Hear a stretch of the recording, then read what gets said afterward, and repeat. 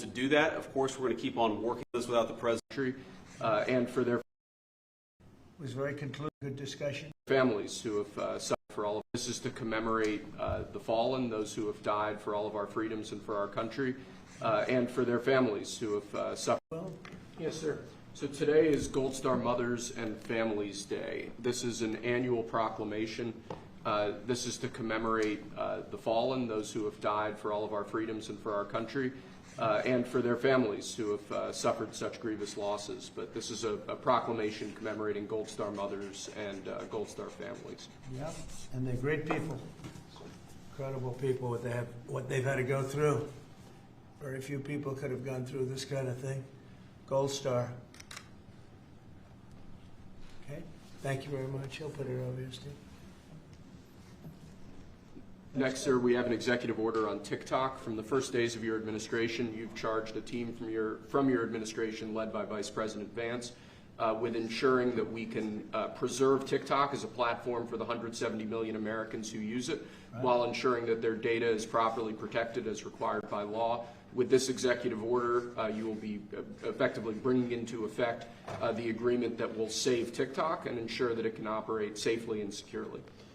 So this is interesting because I had a very good talk with President Xi, a lot of respect for him. Hopefully he has a lot of respect for me too. And we talked about TikTok and other things, but we talked about TikTok and he gave us the go-ahead. You know, it's run by American investors and American companies, great ones, great investors, the biggest. You don't get bigger, I don't imagine. And maybe I'll have JD. JD was very much involved and in charge of it. And maybe I'll have you say a few words about the deal. He would report back, and the points of the deal, I think, are great for our country. So JD, do you want to give it a little talk, please? Yes, sir. Yeah, so thank you, sir, for your leadership and for your help. We really couldn't have done this without the president actually ushering this deal over the finish line. There was some resistance on the Chinese side, but the fundamental thing that we wanted to accomplish is that we wanted to keep TikTok operating, but we also wanted to make sure that we protected Americans' data privacy as required by law, both because it's the right thing to do, but also because it's a legal requirement of the law that was passed last year by Congress. So we think that we were able to do that. Of course, we're going to keep on working at it, but this deal really does mean that Americans can use TikTok, but actually use it with more confidence than they had in the past, because their data is going to be secure and it's not going to be used as a propaganda weapon against our fellow citizens. We're very excited about it. We appreciate the cooperation of everybody involved, and it's a big day. And I think I can say that especially the young people, they really wanted this to happen. They did not want to have TikTok close. And I got, you know, a little used to TikTok. I used it myself during the campaign, and it was very successful because you know how I did with the young voter. And Charlie helped me a lot too, and he said to me, you should go on TikTok. And it actually had, because we got record votes with the young voter, as you know, for the election. So I was a little bit prejudiced in that way toward TikTok. It was very good and very meaningful, but we have American investors taking it over, running it, highly sophisticated, including Larry Ellison. And Oracle, I guess, is going to play a very big role in terms of security, safety, and everything else. So we have very good controls. And literally, I would get a call from friends of mine who were fathers of young people saying, could you do me a favor? Could you get it approved, please? My son is driving me crazy. So we're getting it done, and they have a big audience, and we have great American investors. And here's your final copy. TikTok. You know, maybe if you want, we could take a couple of questions on TikTok, and then we're going to get onto something completely different. Okay? Yeah. Mr. President, Jeff? Mr. Vice President, you mentioned that China was resistant. Can you describe where China is now? Are they fully on board with this? They're on board. board. Is there anything more I spoke with President Xi. We had a good talk. I told him what we were doing, and he said, go ahead with it. On the algorithm, it's still being leased coming from China. Are you satisfied that there's no security concerns for the Yeah, I am. I really am. It would push disruptive The biggest reason is that it's owned by Americans. It's and very sophisticated Americans and people that love the country, and very smart Americans too. So they don't want anything like that to happen. Yes, please. Thank you. Is there any operational relationship with Chinese entities or staff to execute the deal? With who? With the Chinese. I don't think so. Not that I know. No, we're going to be. This is going to be American operated all the way, and great respect for President Xi, and I very much appreciate that he approved the deal, because to get it done properly, we really needed the support of China and the approval of China. Yes, ma'am. Mr. President, now that Americans will have operational control, do you want to see the algorithm suggest more MAGA-related content prioritized? I always like MAGA-related. If I could, I'd make it 100% MAGA-related. It's actually a good question, but I would, yeah. Love the honesty. If I could make it 100% MAGA, I would, but it's not going to work out that way, unfortunately. No, everyone's going to be treated fairly. Every group, every philosophy, every policy will be treated very fairly. Thank you. Mr. President, do you know the valuation? Do you know the American company is going to be valued in billions? Well, they valued it very highly. They're paying a big number. Do you want to talk, Scott? Do you want to say something about value? Well, I'll let the Vice Okay, President, and then JD? I can follow And up. you'll say something. Sure. Well, first of all, I would say all credit goes to the Secretary of the Treasury. Couldn't have got it done without Scott. Also couldn't have got it done without Sean Cooksey on my team, so thanks to them. The company will be valued around $14 billion.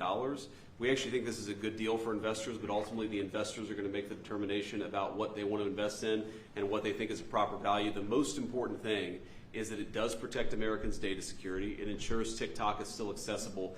And on this question of the algorithm, which we've heard this a lot, what this deal ensures is that the American entity and the American investors will actually control the algorithm. We don't want this used as a propaganda tool by any foreign government. We want to make sure that our people and our investors actually make these decisions based on what's good for their business as opposed to what's good for another government's propaganda arm. So that's what we've done with this deal. I think it's very good for the American people. And as the President said, young people love this. We actually want everybody to access this, whether they're MAGA or not. We just want it to be fair. We want it to be fair to everybody, and we think that's what's going to happen with this new arrangement.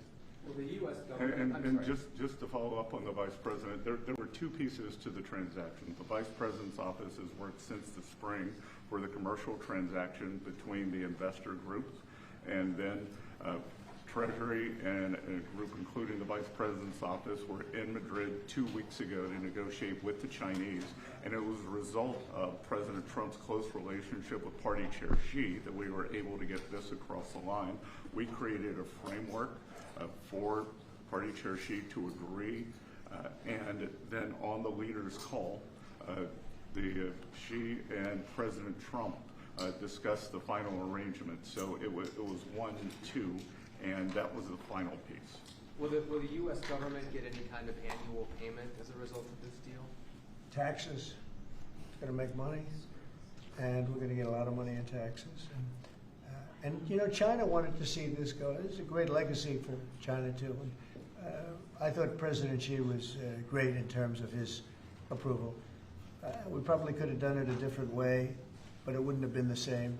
Wouldn't have been the same security at all, but I appreciated that he approved it. So nothing aside from taxes, there's no part of the deal that is like a payment to the U.S. government? Well, we're going to be announcing different things, but the U.S. comes out great. And I think China comes out great because they're going to have a very important legacy. And they have many other deals. You know, they have deals with us, and they have deals in here in this country. And, you know, they want to be treated fairly also.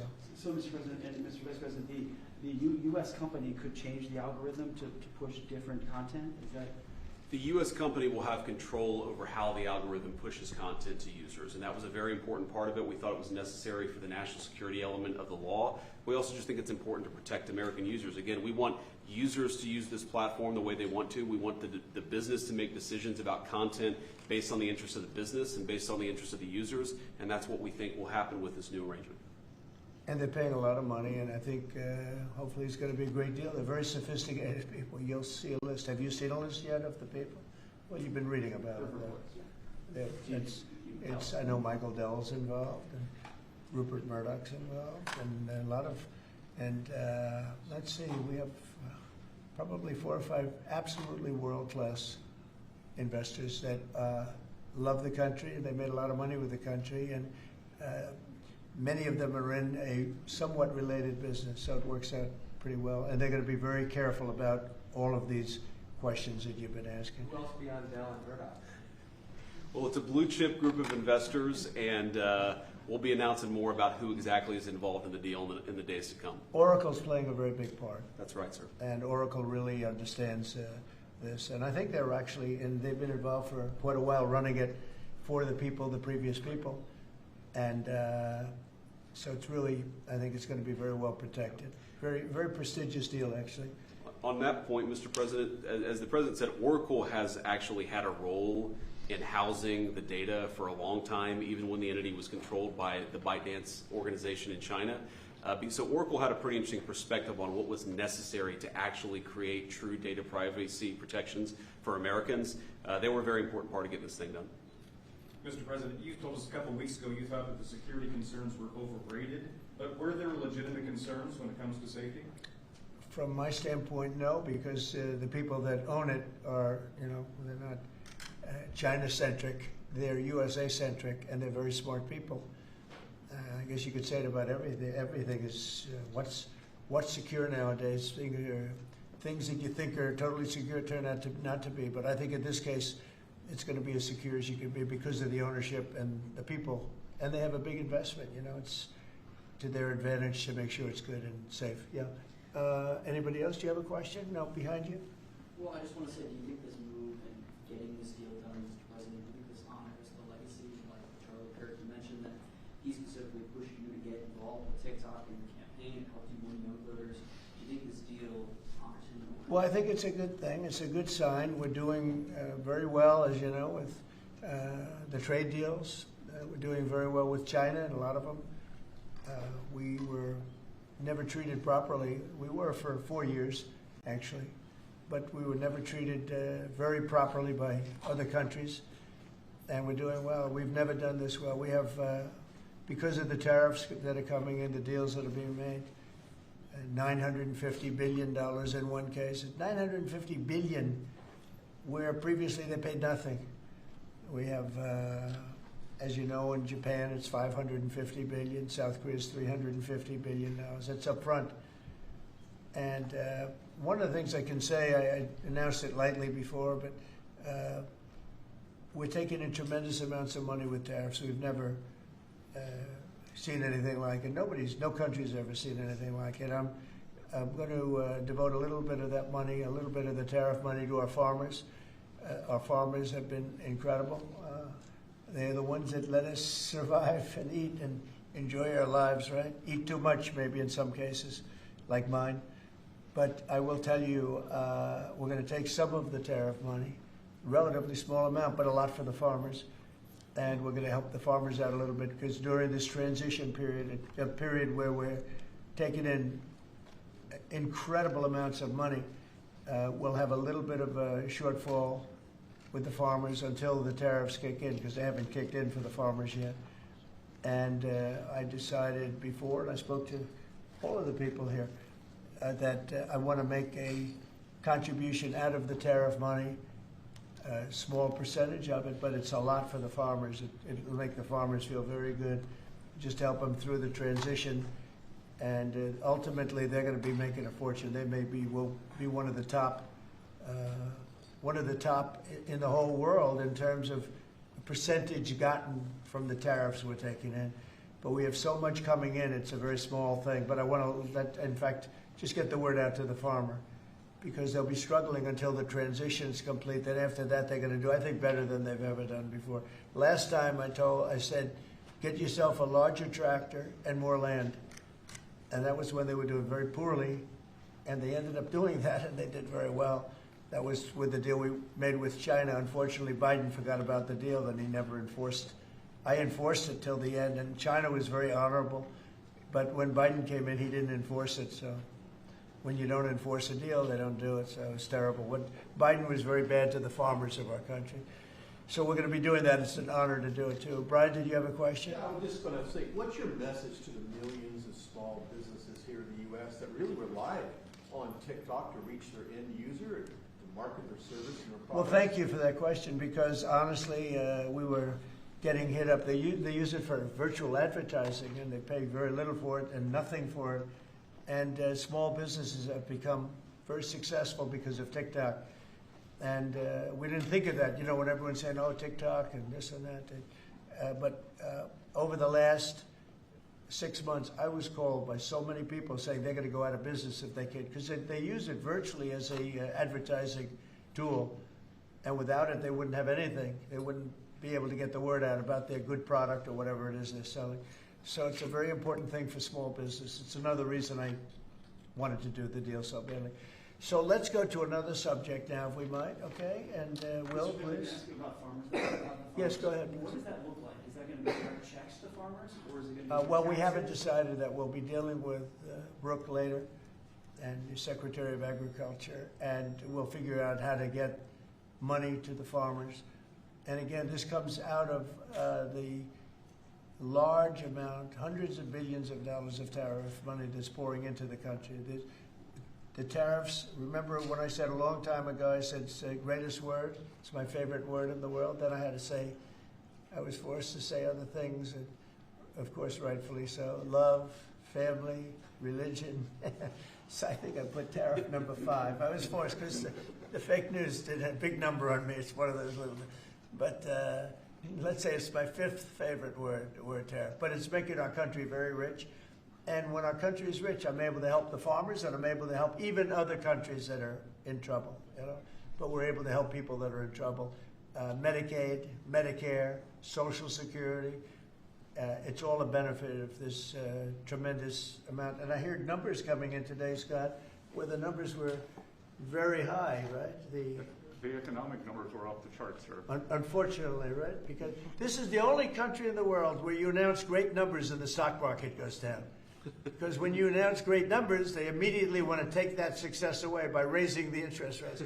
Why can't you announce great numbers and let them lower the interest rates so you can make numbers? This is the only country in the world. I don't know if you heard. Could you just tell them what the number was? And how it was 3.88% growth, the biggest in years. And the important thing, as the president says, this is going to be non-inflationary growth, just like it was in its first term. So strong growth, low inflation, real wage gains, and to the question on small business optimism under President Trump last week hit a multi-year high. So small businesses, Main Street is back under President Trump. But isn't it crazy? So I saw the market was down a little bit today. I mean, in all fairness, I don't feel guilty because we've set every record you can imagine. But it was down, and I say, oh, the numbers must be good. Meaning the growth numbers are phenomenal. And again, this is during, but a little bit of the heavy, the really success and the money pouring into our country through the tariffs.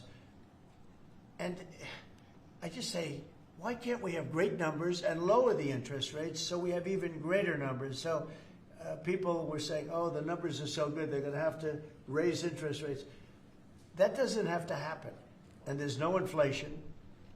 We have really, the only thing we have is great success. We're having unbelievable success. So the numbers are much higher than anticipated, except for by me and Scott and some of the other people. And they'll get a lot higher than that, too.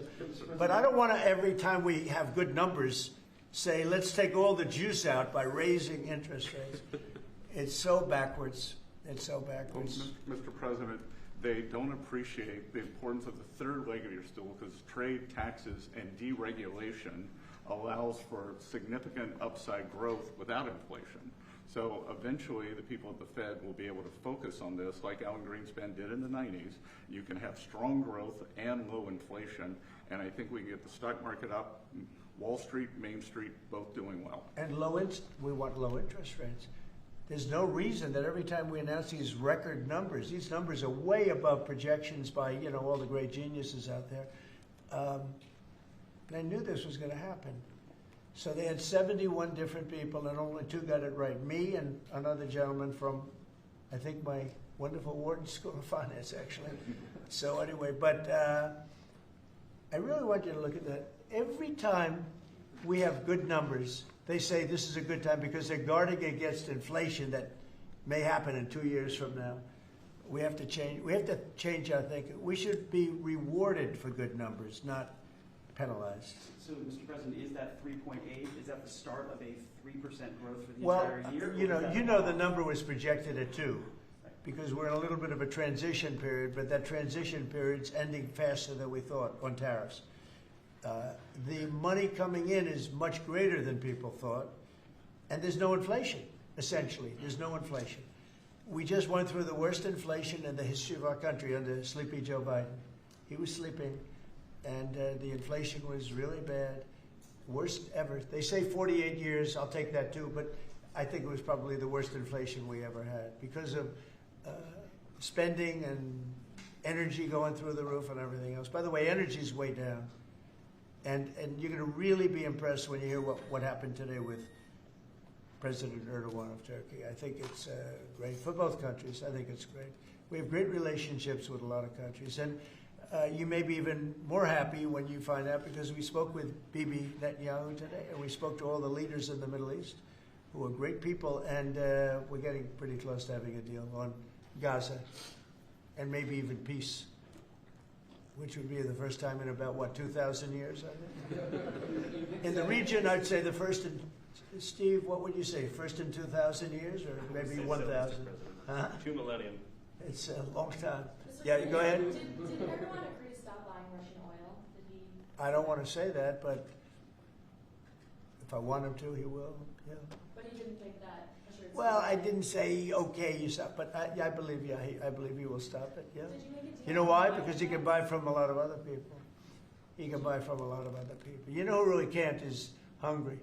Hungary's got, they're landlocked, and they don't have a nice ocean where ships can sail in from all over the world. They have one pipeline coming.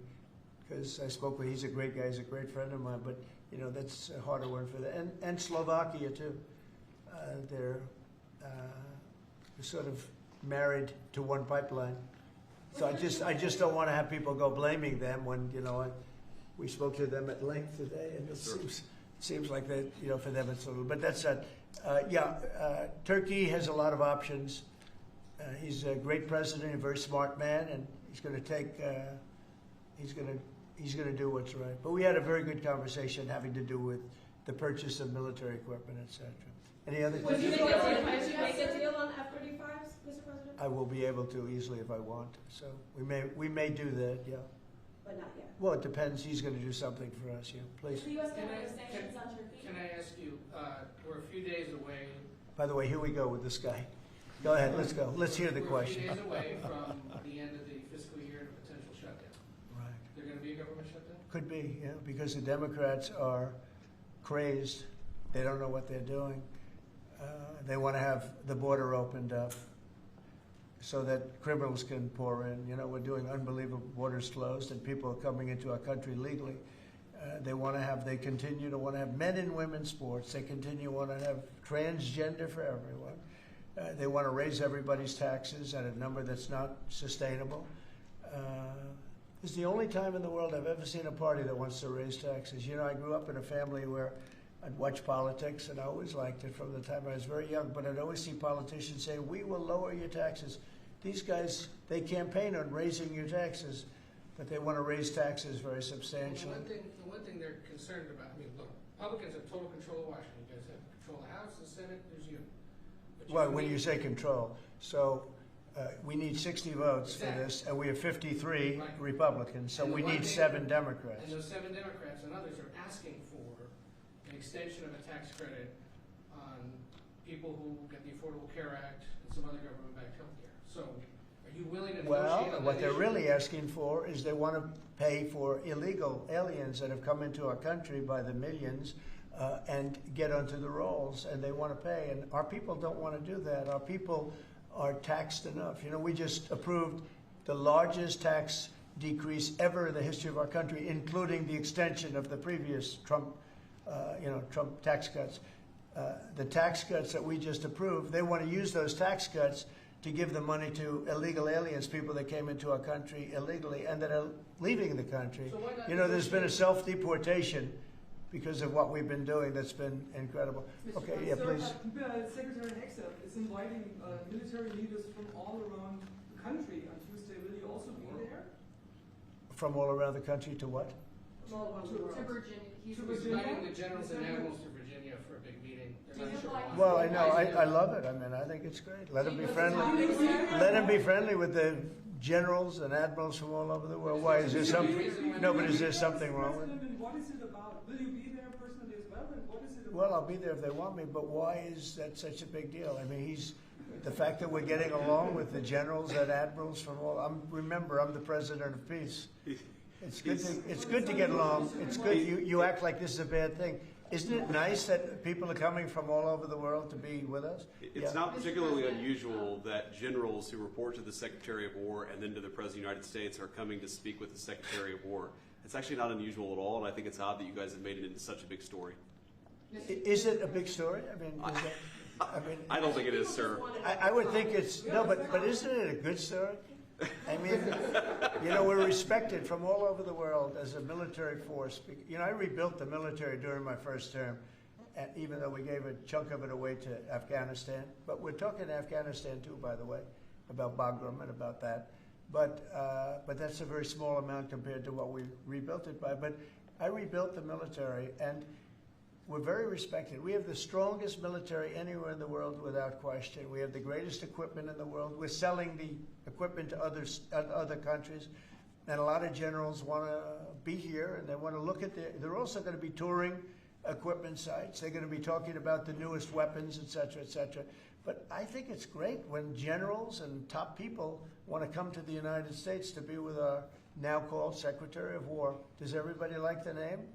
I do. You said something Yeah, really please. interesting this week about Ukraine, that you thought Ukraine could get back all the territory that Russia had taken. Yeah, they have a shot at it because Russia. What prompted you to change your thoughts on Well, that? because I've been watching the way what Russia's been doing. I'm very dissatisfied with what Russia's doing and what President Putin is doing. I haven't liked it at all. He's killing people for no reason whatsoever. And they are doing very poorly, considering they have put it all out on the line. Their economy is going to hell.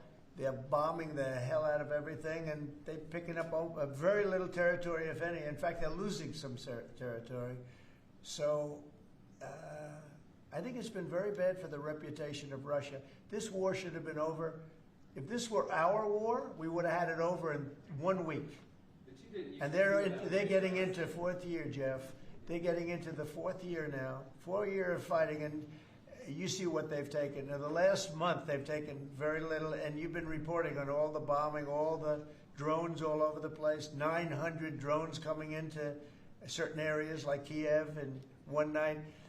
And with all of that work, they've taken over very little. So now I'm very disappointed in President Putin. I thought I solved 7 wars.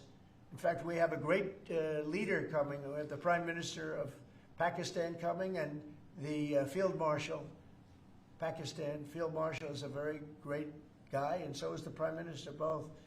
And they're coming, and they may be in this room right now. I don't know, because we're late. And I said maybe they'd like to join they actually may be somewhere in the beautiful Oval Office. Yeah, please, behind you. On Gaza, did you promise leaders this week that you would not allow Israel to annex the West Bank? Is that something that you I will not allow Israel to annex the West Bank. No, I will not allow it. It's not going to happen. Did you speak with Netanyahu about this? Yeah, but I'm not going to allow it. Whether I spoke to him or not, I did. But I'm not allowing Israel to annex the West Bank. There's been enough. It's time to stop now, okay?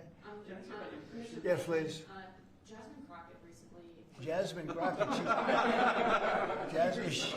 Remember what I said? Is she a relation to the late, great Davy Crockett? I don't think so. Jasmine Crockett, let me tell you, before you even ask, she's a very low IQ person. I mean, if we ever had to pass an aptitude test, that's the one should take one, because she shouldn't even be in the crowd. So I have no idea what you're going to, but I don't think we should waste our time. This is a low IQ person who I can't even believe is a congressperson. Between her and Ilman Omar and the group. You know, I met the head of Somalia. Did you know that? And I suggested that maybe he'd like to take her back, and he didn't want to. He said, "I don't want her." Okay, what else? All right, let's hear what Crockett said.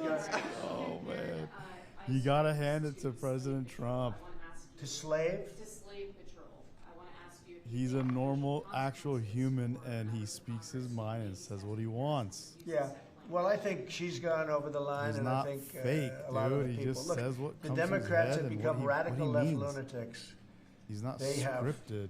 policies that nobody's going to buy. And, I see what's going on in New York. We're going to have perhaps a communist mayor because it's split up. If the people would get together and have one candidate, they'd have, I think, a pretty good chance. But it looks like maybe they're not going to do that. But we're going to end up with a communist mayor. It's not even believable, my beautiful New York. When I left New York to become president, it was a great place. But it was the beginning of bad things because we had de Blasio had just started as mayor, and I said, this guy's this guy's a real nut job. Went to Harvard to teach management. Can you believe it? He went to Harvard to teach city management along with the mayor of Chicago, who went to Harvard to teach. The two of them are teaching how to manage a city manage it into hell is what they do. But that was the beginning, and now we're going to go a step further. Now we're going with the communists. Can I be honest? I think it's the greatest thing to ever happen to the Republican Party. I really do.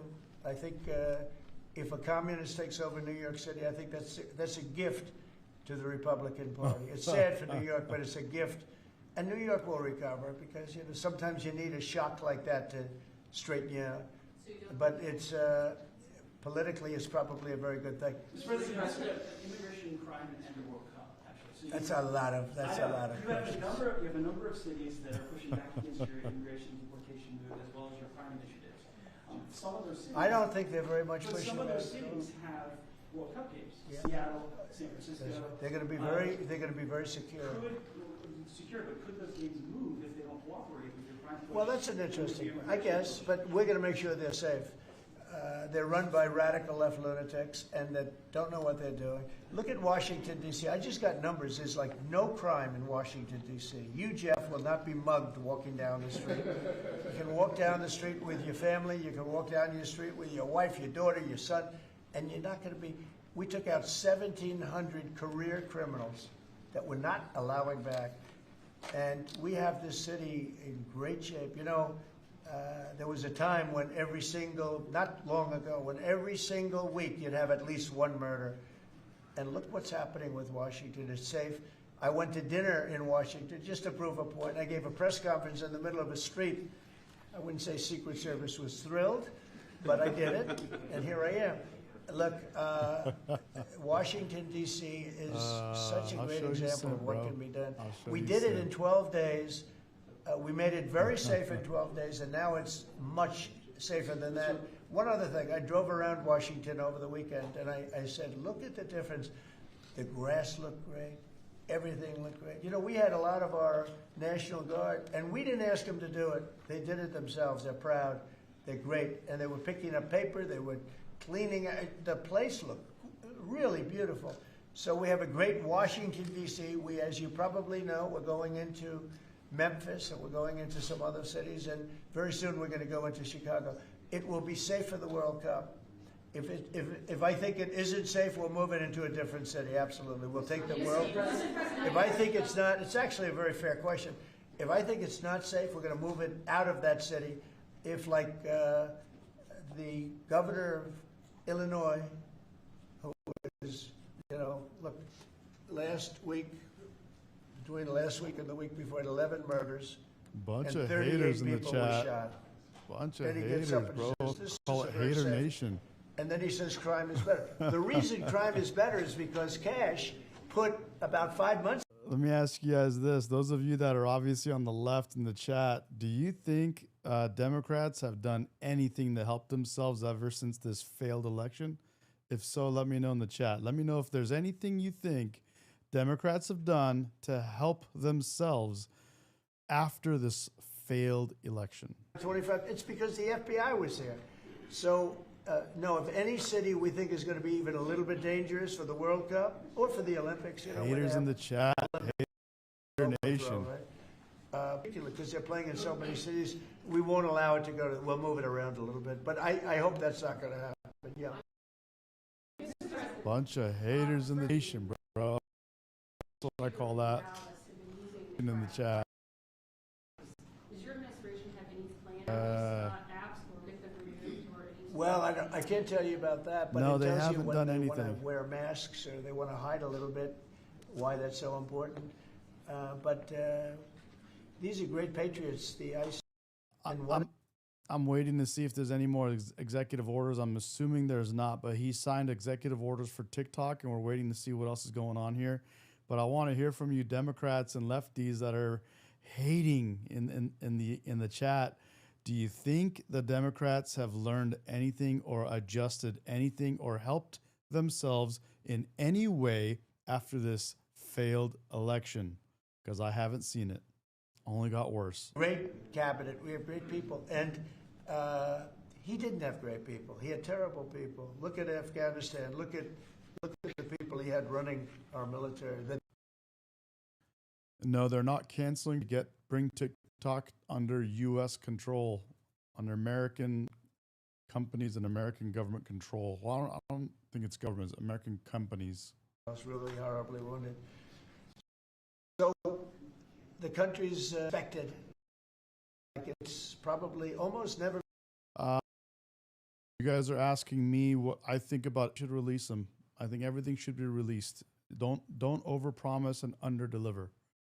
So I will call out Trump. I'll still call him out. That's the beauty of being on the right side of politics. Not afraid to call out our own that we like. Sure that Washington, D.C. is once again its residents and all who visit. This is a president that directs your Attorney General and your U.S. Attorney for the District of Judge Janine Pirro to fully implement the death penalty here. Evidence and facts of a case indicate that the death to violent crime. Horribly wounded with. Guys, I'm rewinding this. Looks like we do, in fact, have another executive order he's signing right now. Let's see what this one's about. Legs and arms and everything else, really horribly wounded. So the country's respected, like it's probably almost never He's been about to sign respected. another I think we're executive order. respected at a level, and a year ago it was a dead country. We had a dead country a year ago. This country was dying. It was really in bad shape. Let's talk about the next subject, can we? One of the most powerful deterrents we have to violent crime is the death penalty. As you said, your administration has taken bold, decisive steps to ensure that Washington, D.C. is once again a safe and secure city for its residents and all who visit. This is a presidential memorandum that directs your Attorney General and your for the District of Columbia, Judge Janine Pirro, to fully implement the death penalty here in Washington, D.C., where the evidence and facts of a case indicate that the death penalty should be used. Okay. Everybody understands Washington. You kill somebody, or if you kill a police officer, law enforcement officer, death penalty.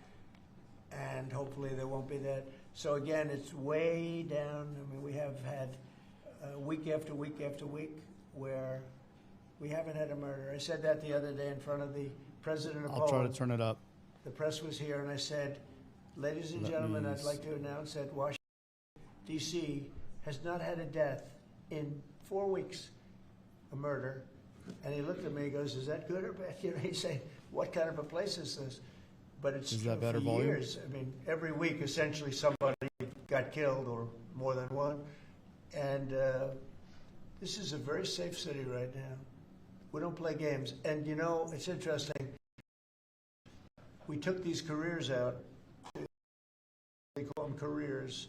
They just, but we took the careers out of here, and they're now brought back to their homes, or they're in a jail in another country, and hopefully they're not coming back. And we have to maintain it. You can't just leave, and we have to maintain it. We've gotten along fairly well with the mayor. You know, she's getting a party that hates that the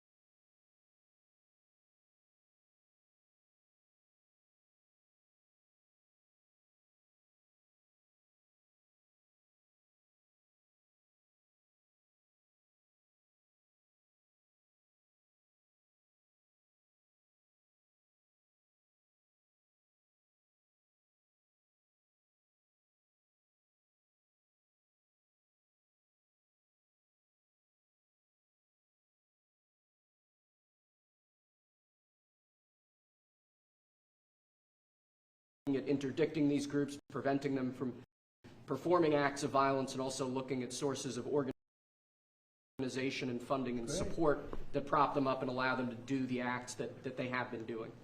We're looking at the funders of a lot of these groups, and you know, when you see the signs, and they're all beautiful signs made professionally, these aren't your protesters that make the signs, they really believe it. These are anarchists and agitators, professional anarchists and agitators, and they get hired by wealthy people, some of whom I know, I guess, you know.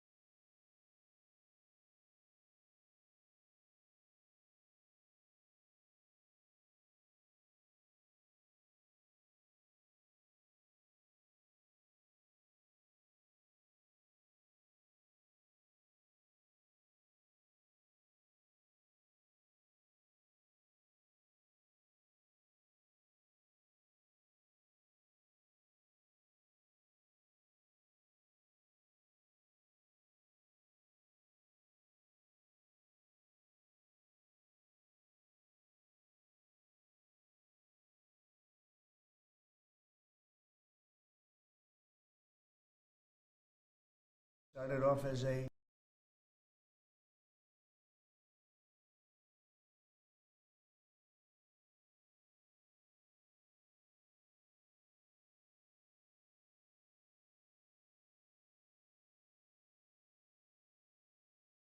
Union Pacific, I guess, is our largest railroad, and he knows all the cities. He's been doing it for 45 years, and he said, sir, don't lose Chicago. And the way he said that meant a lot to me, and we're going to go into Chicago very soon. We're going to take care of Memphis. We're going to take care of Memphis. You can't walk a block without getting shot. We're going to take care of that one, and just like we did Washington, D.C., and we're gonna do Chicago very soon. Yeah. We heard there could be an indictment on James Comey. Do you know if there is an indictment, or Madam Attorney? I don't know. I know it's going on because I read the papers just like you do, right? So I don't know. Do you have anything to say about that? We can't comment on that. Yeah. Madam Attorney General, can you comment on a New York Times? Madam Attorney General, can you comment on a New York Times report saying that Justice Department officials have asked attorneys to target a George Soros-funded group, and is this executive order that you just signed a part of that effort? I'm not going to comment on whether there is or is not a pending investigation, but everything's on the table right now. I don't think anybody has to ask, because if you look at Soros, he's at the top of every. In fact, sometimes they say, could he be involved in this many things? But he's in every story that I read. Stories that I read keep talking about Soros, and so I guess he'd be a likely candidate. Thank you very much, everybody. Thank you very much. Thank you for that, President. Thank you. Yep. Thank you.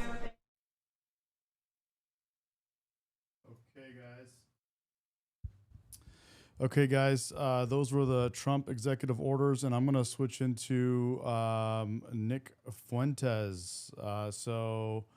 We wanted to kind of jump into that earlier, and we're going to jump into it right now. Let's pull it up right here. Here we go.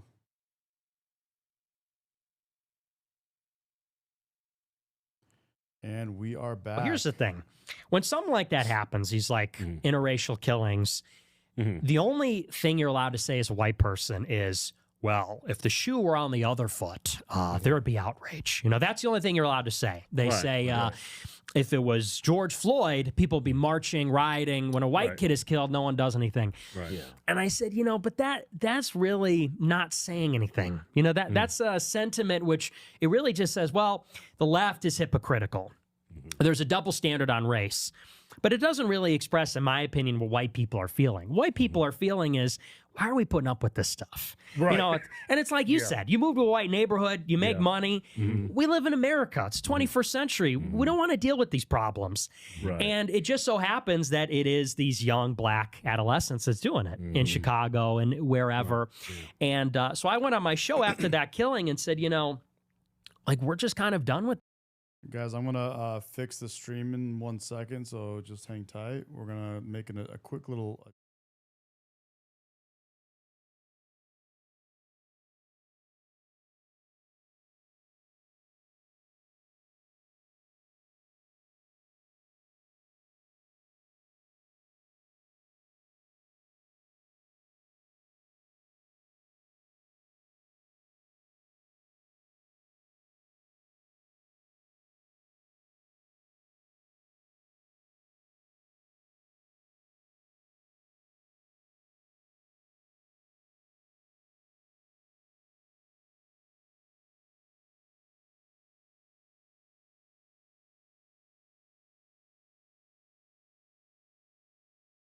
that. We don't want to near this.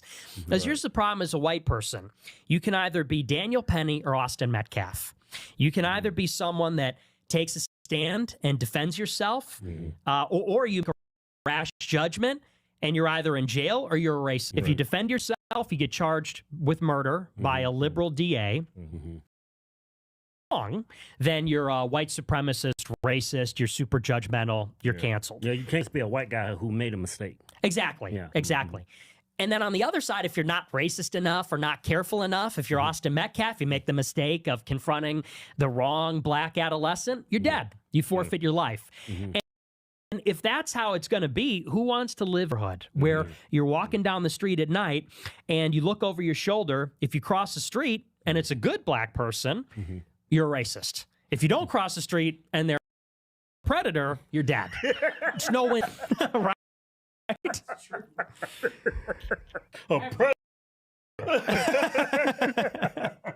Well, you know, a predator, opportunist. Yeah. I mean, that's perfect adjective, predator. You know, because they're obviously not every black person's a predator. Right. But there are these opportunists that are they're on the streets at night looking for people not paying attention, young. Yeah. And so I said on my show, don't live near black people if that's what it's. Clip. I don't want to live around black people. It would be irresponsible if I had a wife and kids to live near black people. It just would be. And that's not to say that every black person is violent. It's not to say that every black person is the same way. But we watch the news. We read the papers. When you drive downtown in Chicago, you know who you got to look out for and worry about when you're thinking about whether you're going to get carjacked, when you're worried about catching a stray bullet, when you're worried about who's going to pull up on the side of the road and literally shove a rifle in your face and steal your iPhone or shoot you point blank, execution style, in Lincoln Park. We know who's doing it. I don't want to live near them. I don't want to be near them. They make me nervous. That's a survival instinct. And the way this story unfolded, it's sort of interesting. Apparently, this white student, this Austin Metcalf, confronted a friend of the killer, presumably black also, and said something like, hey, you're sitting in the wrong spot. You're in my spot, something like this. And that's when the black guy jumped in and stabbed him to death. Unfortunately, we just don't know. When you're on the subway, when you're driving in your car, when you're in the city streets, you don't know whether the black person in proximity to you is one of the good ones or one of the ones who is going to summon an unbelievable, I mean, literally, for people like us, an unthinkable level of spontaneous brutality, violence in an instant. We don't know. There's ambiguity. You're sitting on a subway. You look across. You see someone acting strange or aggressive.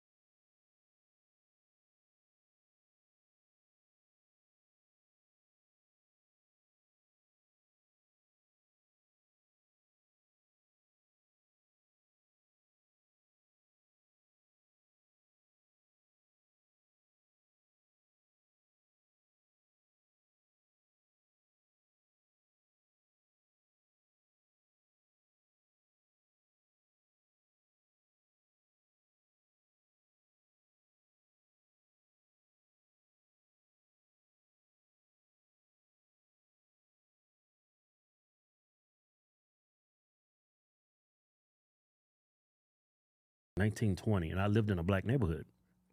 I came out because I would leave to go to work at like 4 in the morning. There's a bullet hole in the side of my Geo Metro. Yeah. Had a lime green Geo Metro. That's how I learned how to drive a stick. Yeah. And it had a bullet hole in the side of it. Yeah. I get in the car, I turn around, I go up to the stop sign, which is maybe about 100 feet away so I can get on the freeway. There's a prostitute right there. And she looked at me like this, and then she said, I was like, she must have just got done sucking somebody off. And I lived in black neighborhoods, and I was like, when I was growing up, I said, man, when I get the money, I'm going to go live in the white neighborhood. That's the thing. Yeah. Black people don't want to live in black neighborhoods, but it's only part of when white people say it, though. Right. Yeah. Well, and here's what I always say. The problem is not black people's blackness, which is the issue. You know, if you guys move next door, it wouldn't be a problem because I know you guys are going to be gangbanging or whatever. But hey, let me push back on it. I wouldn't. If I was you, I wouldn't trust me. Yeah. Some things you just can't deny. I mean, we still got that gene.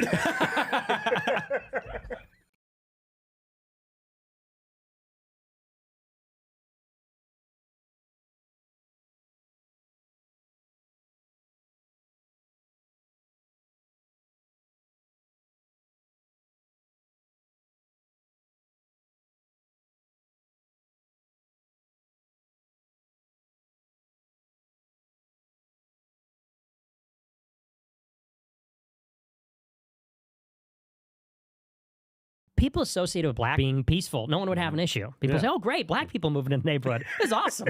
Property value's going to go up." You know, that's not what's going to happen. No, so, that's the issue. And so, you know, I said that, and Jason Whitlock, you know, he's super Christian, as am I, and he said, "Well, you know, this is an attempt to incite racial hatred between white and black people, to divide up the races with this, you know, with this incendiary rhetoric." And I said, look, here's the problem. You can reconcile white and black people with Christianity, but in my opinion, that happens second. What has to happen first is law and order. Unfortunately, you have this cycle in America where you have very good laws, safety, you know, you have police are active enforcing the law. And then you get the activists that come in and say, oh, there's too many black people and there's too much police brutality. So people say, oh, all right, you know, we're going to ease up. We're going to, mass incarceration is a problem. Police brutality is a problem. We're going to let them go. Then the violence gets out of control. Then you get, you know, the crack epidemic. Then you get, you know, the 80s, 90s. People go, oh, it's out of control. We need the crime bill. We need the cops back on the street. We need stop and frisk. So then it's good for, you know, 20 more years. Some people say, police are racist. We got to get rid of the cops. I think that was a good law they passed. It Stop is. and frisk, it is. To get criminals off the street. Yeah, but this is the cycle. It's like this amnesia where it's that classic meme. You know, good times create weak men create bad times. Sort of like good crime laws create good times. Good times make people think the crime laws are racist, and then you know, there you go. The cycle repeats. Right. So you know, so what I'm saying is, enforce the laws. And by the way, the biggest beneficiary would be the black people themselves. It's like you said. Who's hurt by this? Occasionally it's white people. But the vast majority of people that are killed are black people. The people that live in poverty are the black people. It's those neighborhoods that can't have a Walmart because of all the shoplifting. So you enforce the laws. Unfortunately, there's going to be disproportionate, you know, representation. There's going to be more blacks in jail. But you got to arrest every lawbreaker. And then once you get the worst of the worst off the streets, the worst predators, opportunists, then you can reconcile the people with Christianity. But, you know, if you want to evangelize to these people in Chicago, I mean, be my guest. But I don't think you're going to get through. When you see these videos, unfortunately, a lot of them are just lost. And, you know. I mean, they made a whole show around that. First 48? That's a documentary of the culture of black folks. Have you seen it? No. You haven't seen the First 48? No. It's on that show made me racist. It's like it's the first 48 hours. They just track the point where somebody's killed and the first 48 hours of the investigation. Primarily, you see black people killing black people. But there are some white people. Yeah, like 1 out of every 100. Yeah, but it's predominantly just... Oh, I mean, of and course. they're killing each other over the most trivial things. It's just... It's shocking. Yeah, the reason why black people have something against your message that you showed is because they don't believe that black people are dangerous any more than white people. They actually think you are being racist by making those accusations that don't exist, but they're 100% factually true. That's why what you said does not bother me at all. I know it's true. Yeah, because you're pretty basically talking about. I'm a black male. He has a problem with. and me being a black male, we can't stand this either. I mean, Chris Rock had a famous joke. Yeah. And it was funny as hell when he said it, but... Let's go to that tweet, man. You made a great point when y'all was going back and forth. Jason Whitlock said, every bit as godless and stupid as your critics say. Your Ray Epps 2.0, I can't say it, pointing foolish believers Shut up, you fucking dumb. I can't see it. I can't Let me see it. I can see it. You're every bit as godless and stupid as your critics say. Your Ray Epps 2.0 pointing foolish believers into a building that will burn them down for eternity. Many of the people captured by the wickedness of black culture can claim ignorance. You know exactly what you're doing, demon. See, I don't think it's ignorance of the black community. You can't teach a conscience. You can't teach that. The enemy is paying people on social media to promote racial division and conflict.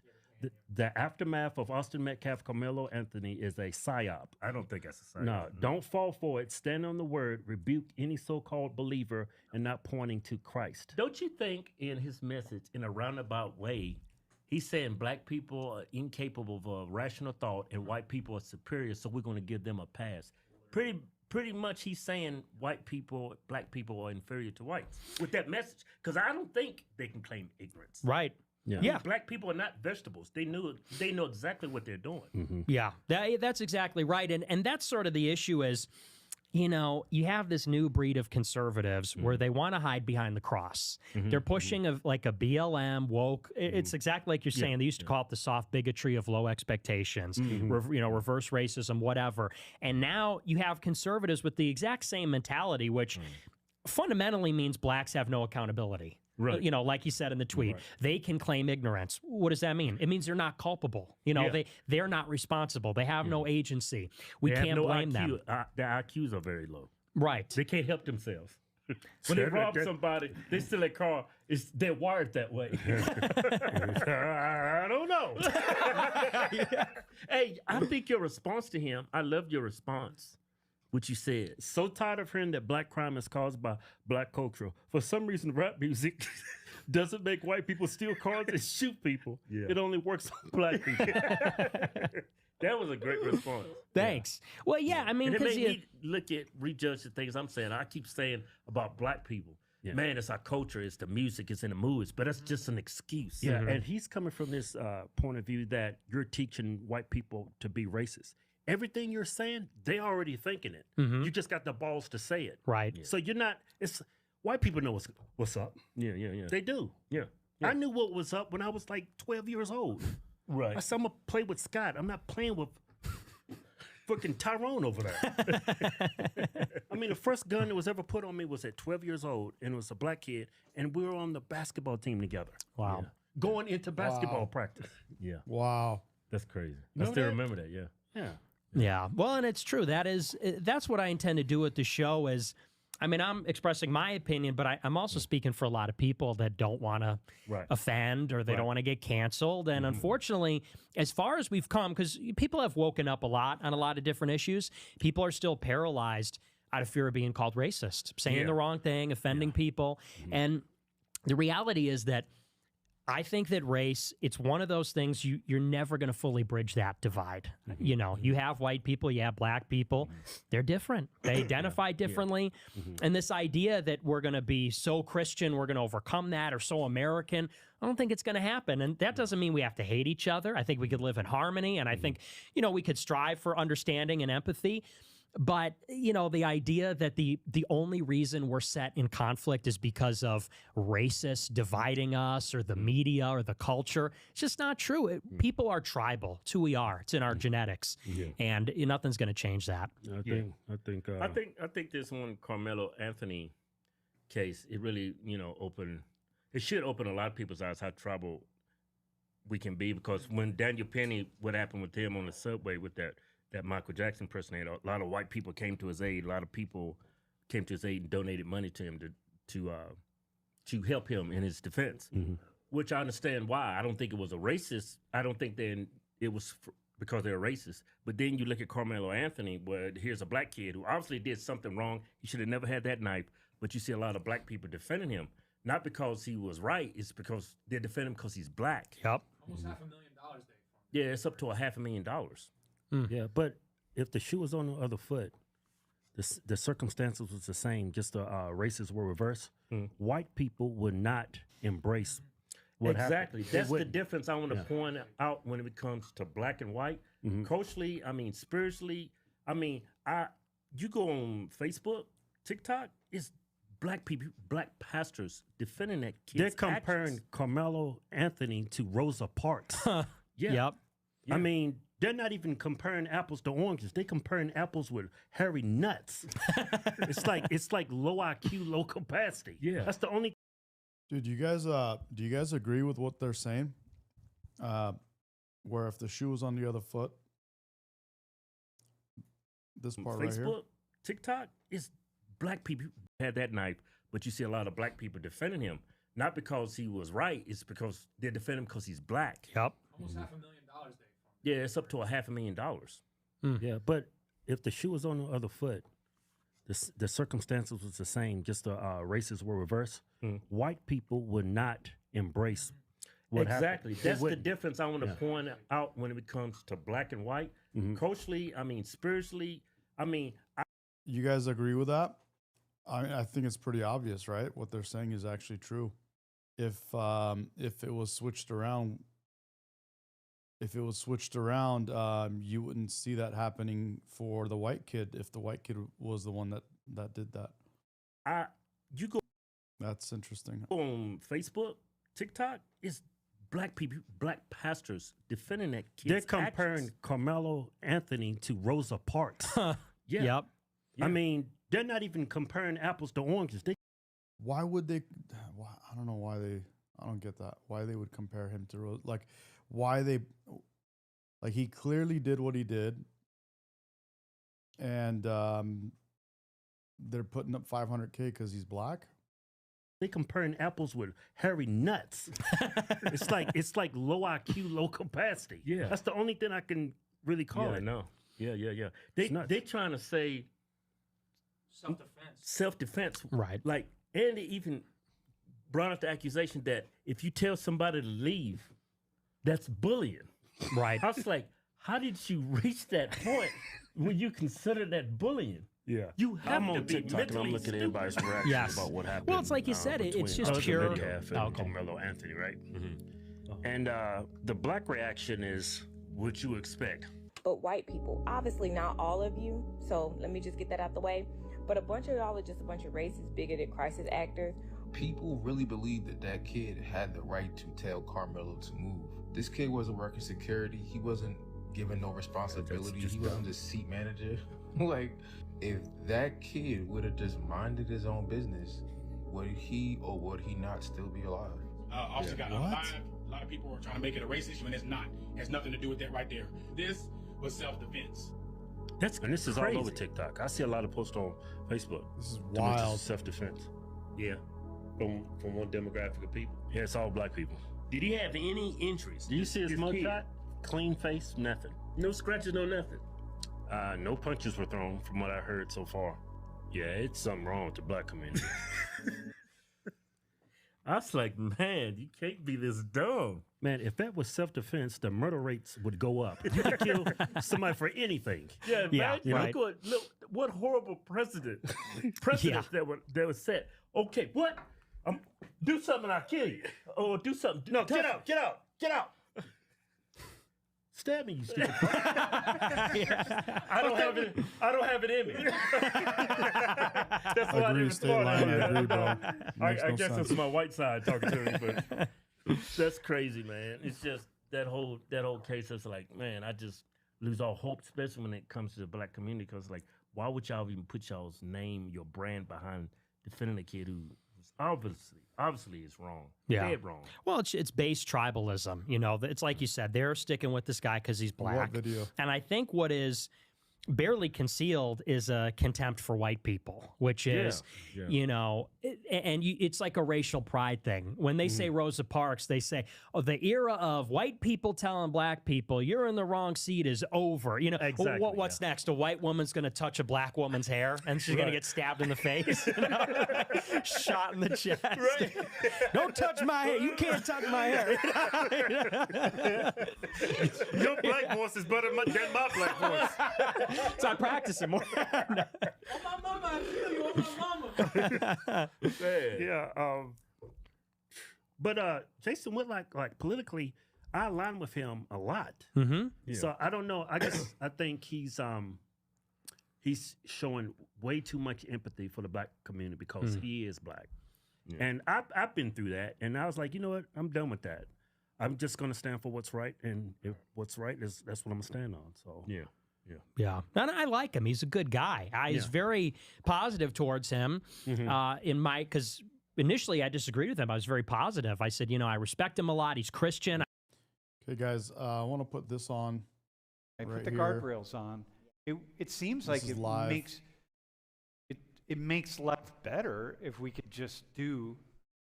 It makes life better for a lot of folks. Yeah. Hey, what's your name, by the way? Natalie. Natalie. All right, thanks, Nat. Hi, my name's Abena. I'm a senior biology neuroscience major, and I just had like a comment to make about like kind of overall what we're talking about. And I think it's important to note that there is two aspects to free speech. There is the government authorized free speech, and then there is this is like society code, as you were talking about, societal code as to what free speech can be accepted by that society. Yeah. And I think that in order for a society to function in a more fluid and capable way, it's important that the society mandated code is stricter than the government mandated code, because the second that the government mandated code starts to overlap with the intensity of the society mandated code, we start to see an infringement of people's rights and their capabilities of promoting change in the world. You know, if the second that you as a government start trying to infringe on a higher level the standards of the society mandated code, that's whenever we start to lose free speech. And I think that's why so many people are scared to talk, because they are because of that fear that the government mandated code is becoming too similar to the society mandate code. Yeah. Oh, that's really interesting. Huh. I'm not even gonna comment on that. I think that is such an interesting insight. I'm just gonna let it go and let anybody else comment on it. But thanks for that. Yeah, that's really, yeah. Because there is this society mandated code. Like, it's really up to all of us, right? In a way, if we all can police one another, if we're all sort of, not policing, but if we're all just kind of moving with one another to say, look, don't say those things. They're mean, man. I wish we would just kind of get back to that. Like, hey, Izzy, do you have a couple questions? I'm hearing that we have a ton of questions from the stream. So, what is, when you guys say freedom of speech, like, what do you mean? What do you mean? I guess I would just say you're allowed to have the opinions you want. You're allowed to spread that opinion and that ideology that you feel is right. And if people disagree with you, then they also have a right to disagree with you and say what they think is right in their ideologies as well. Just in general, I mean, basically from the First Amendment, it's just freedom of speech, religion, freedom of the press, and including misinformation. You can spread and the freedom of misinformation. That's right. Which is a bit of a problem here, I will say, as someone who, I do think that, yeah, misinformation can be very problematic. Is what she said? Would you go with what she said? Yeah, I would agree with that. Yeah. And sorry, on that misinformation thing, I think it also ties into what you were saying about our code as like a society. Like, we agree that it's wrong to say slurs, so we don't, and that the government doesn't say that, the First Amendment doesn't say that, but it's written in our modern code. So yeah. I feel like that also applies to misinformation, and that's why I like what I guess Twitter and I think TikTok is doing. They're saying like, hey, like, this may be misinformation or this may be marked as incorrect. So as long as institutions are making people aware of it, then. So for you, from your perspective, maybe that's like the best we can do. Yeah. Even though somebody has to decide what's misinformation, but it's like, well, I don't know, then you decide whether you want to accept that somebody else thinks that's misinformation. Yeah, okay. Do you have another one? Izzy? Jackie says, why don't most people talk about how free speech isn't absolute?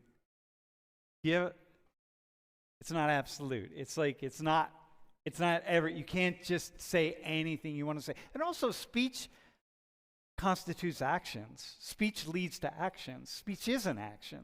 And so it's like, hey, you got to be careful about certain things.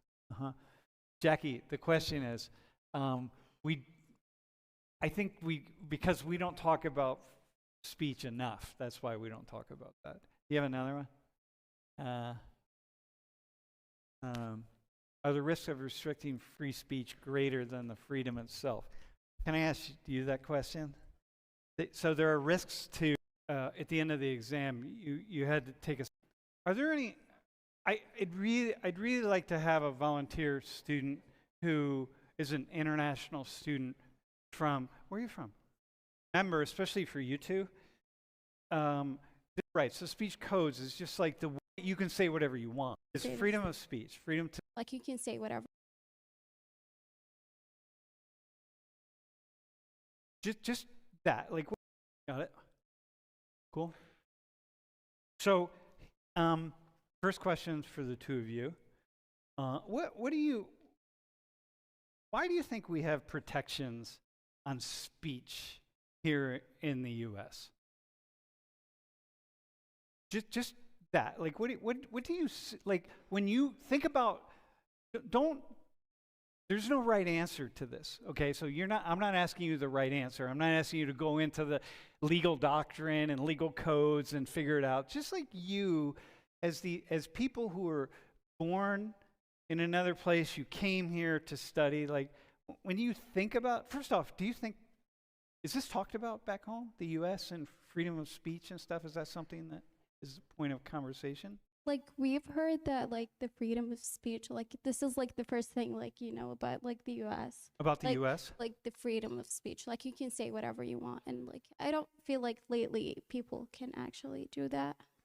I feel like they're scared. We missed where she's from. Like, for example, I can't say anything on my mind that might jeopardize like my like scholarship or like my status here in the U.S. So okay, but one of the first things you learn about when you think about the U.S. is freedom of speech, freedom to say what you think.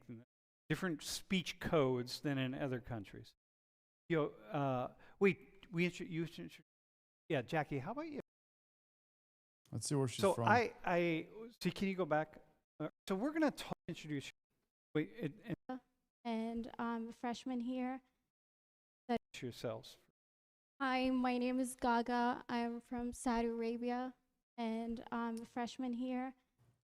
Study criminology. Saudi Arabia. So your name is Gaga? It's not my actual name. I just changed it here because people can't pronounce my real name. What's your Arabic name?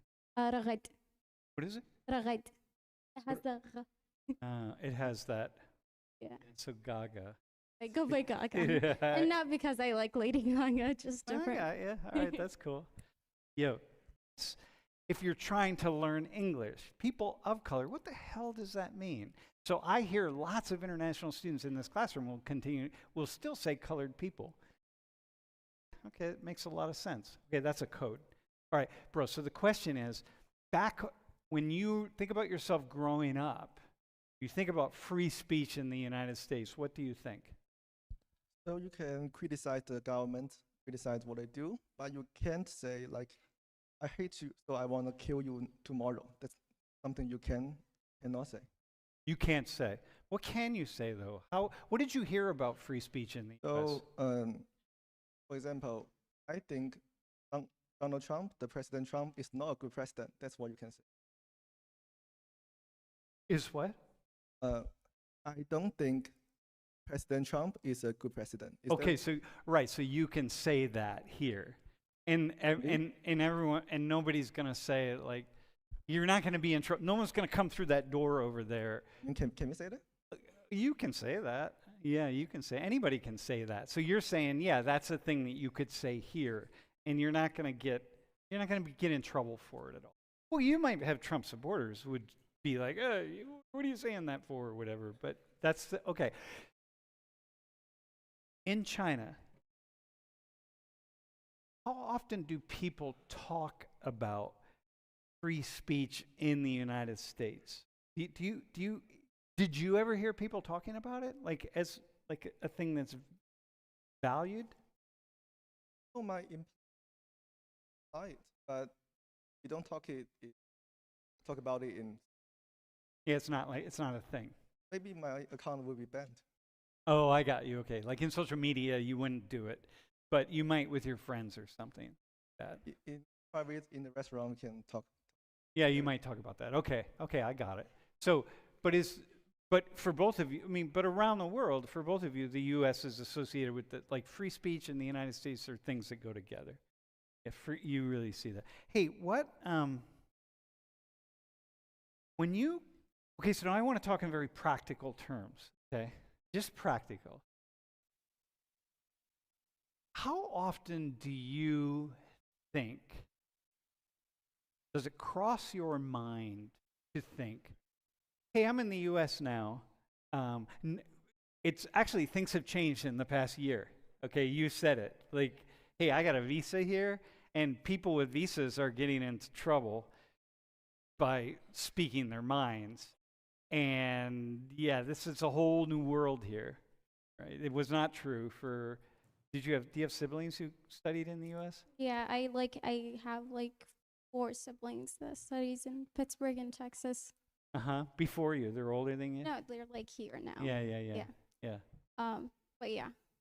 So so it's a little bit different now. But how often do you think about it? Like think about like the fact that you're here and like, oh, we have free speech here, and wait, can I say? Can I not say? Can I? Yeah, sometimes like in classes and sometimes like in social media. I don't really engage a lot lately since everything on social media is like now like controlled by like the government, and like it's just like it's scary out there for international students too. Okay. Not controlled by you mean here in the US? I mean, yes, here in the US. Not controlled, but not controlled, like they can like see it. They can see it. Okay. Yeah, and they can like deport you for that. And there's like stories that happened earlier this year about like even like Saudi students. And it was really sad. Who got in trouble? Who got deported for being but I think most of them wasn't just saying something, but actually being involved in activities. Like like going out and protest about like stuff. Yeah, you can't do that. Please. Do you have a similar thing? You've been here 4 years.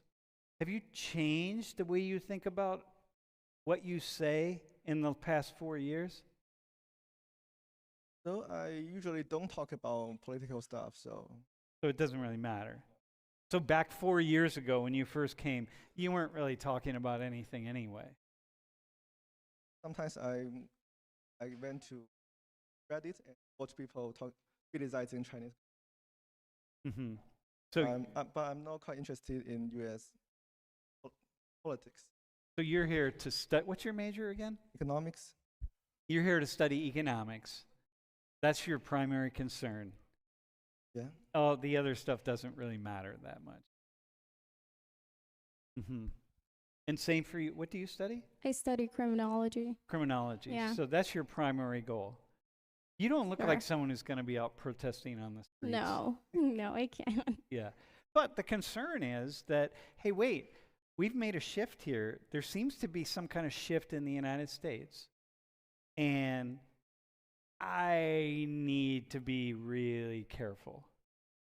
Like I couldn't go last summer. Like this is my second semester here, and I couldn't go last summer for like Saudi because I saw like people in the airport, like they can go like through your like phone and stuff, and like a German like girl got like they did not let her enter the U.S. and I couldn't do that, so I couldn't go to Saudi. So you didn't want, even though you probably don't, I don't really have anything, but like, what if? Like, you were afraid. I can't risk it.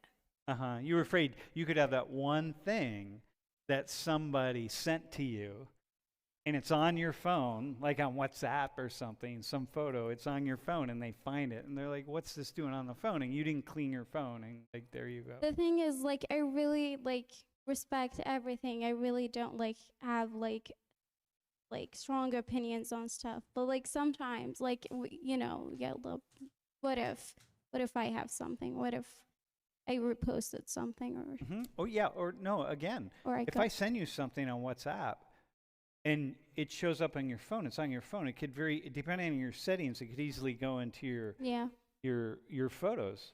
And there it is. Same with you, right? It could be anything. Just and you're like, I didn't even look at that. But there it is. Okay, so the point being, there are stories out there, and each one of those stories, like the German one, there's a German couple down in they went over to Mexico and came back over. I think, yeah. They got taken into custody. And then in the end, they got sent back to Germany. But I think they were in custody for a week or two or something.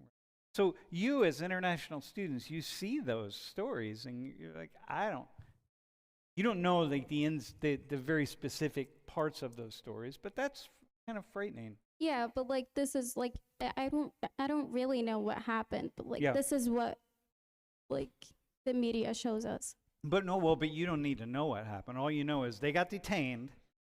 They went through their phones. They said, "You're not coming in." You don't need to know the specifics. The point is they got detained for 1 or 2 weeks or whatever it is. And then, but you're a student and you're saying, I don't want to go back home and not be able to come back. I haven't done anything. It was different from tourist visa. Mm-hmm. Like my mom and my sister came earlier this year, and my brother, and they face no trouble. But like students visa, or like especially lately, things are like really, really scary. Okay, so let me ask the two of you a question. Are we good here? You're good? All right. What do you think? I mean, there are a lot of people are divided here in the United States. There's some people who guaranteed are going to hear what you're saying and be like, well, that's how it should be because you're a guest in our country. And even though what we're saying here is it could just be a simple photo on the phone that shows, I don't know, like the President of the United States in a dunce cap, right? You know what a dunce cap is? It shows the President of the United States in a clown costume. I know that. Okay, got it. It could be that, just that. So we're not talking Death to America videos of, burning flags. We're talking just something like that. And so there are people who say, well, but you shouldn't have that on your phone at all. So if you do, then we send you back home. Can you respond to that? Just the two of you? How would you respond to that? Because what I'm seeing are these two international students who are here you're trying to study.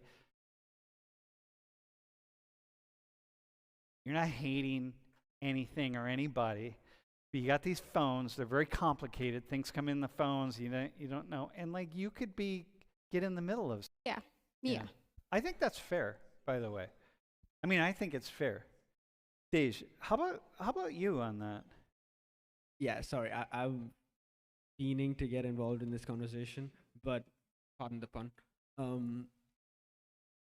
I think there's this wrong notion that the freedom of speech is only US. I mean, I don't know about other constitutions, but in India we have Article 17, which gives you the right for the freedom of speech and protest. And like the volunteers aptly pointed out, I'm an international student myself, and the first thing I asked you when talking about this position was, will I get cancelled? Yeah. Or is there any strain on my visa and such? But I think what she aptly pointed out is the risk to reward ratio. Protecting your right of freedom of speech doesn't mean enforcing it. Yeah. And when we're talking about stuff like that, and obviously we're not American citizens, so a certain argument can be made for the fact that we may not deserve all the rights. But with you don't deserve all the rights. And I get that argument completely, but when it comes to something like this, I mean, I'm a completely different person here and a completely different person back home. If I was the same person over here, I'd be dead in a day. Because? Huh? Well, not dead, but would you get canceled? Oh, yeah. Because back home you're really open about things? Oh, yeah.